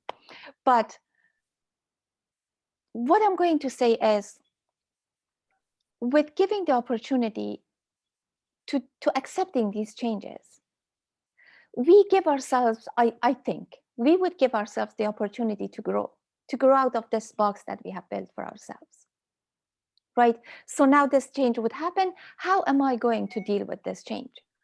And I think this is where, you know, when William was talking about, you know, there are horrible things that happen with social media and stuff. I'm a mother, and I absolutely see many of these horrible sides of social media and all of that.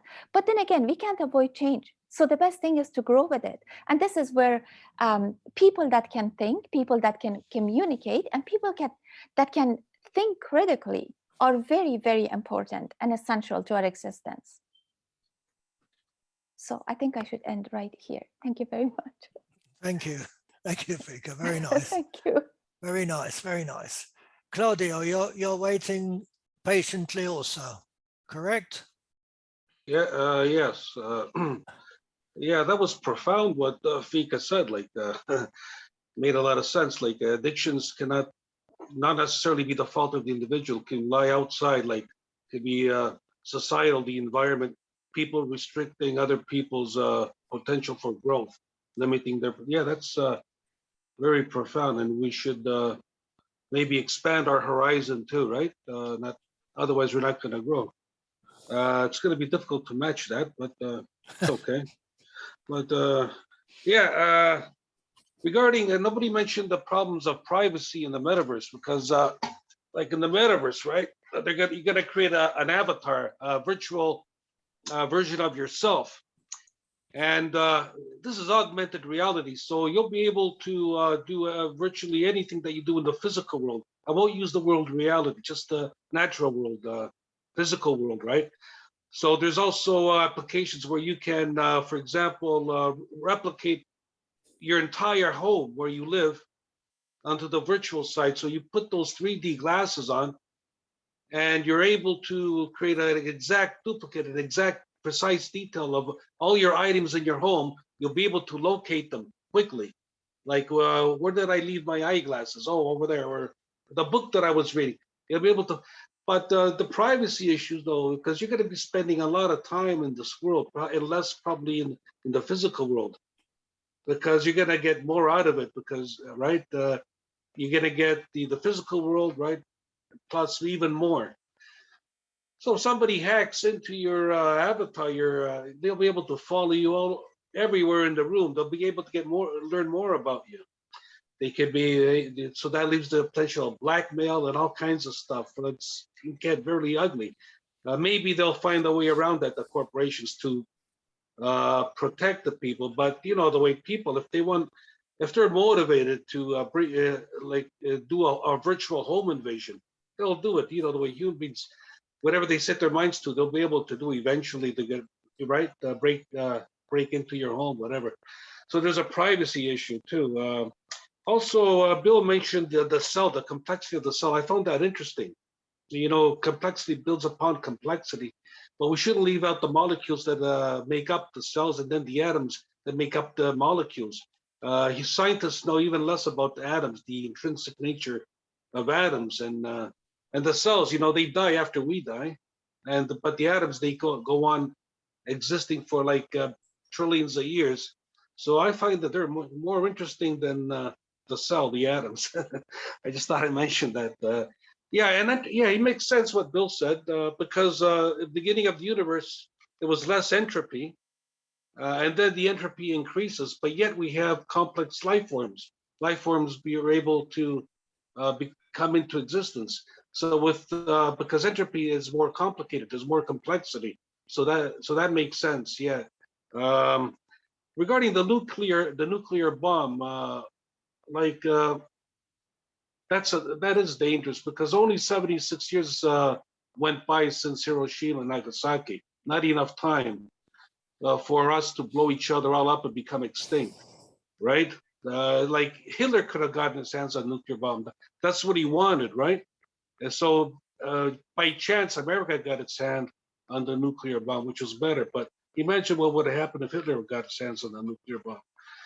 And maybe in a parallel universe or in the multiverse somewhere, Hitler did get his hands on a nuclear bomb and life became extinct. You know, humanity no longer exists. So that's what I want to say. Yeah, that's it. Thank you. Thank you, Claudia. Can I just interrupt very quickly just to say goodbye, because I need to go. Yes, we're all going to go in a second anyway. Good to see you, Augustine. See you next time. Thank you for the discussion. Thank you for everything. Righto. See ya. We'll have Olga got her hand up, and then we'll say goodbye, because it's sort of, for some of us it's very late. Olga, yes. Hi, I just wanted, I still don't understand why it started to be about social media, because you clarified it and said that you want to talk about how we lose ourselves in our probably tools. And if we don't have reality, probably we still have tools, you see, to create these realities. So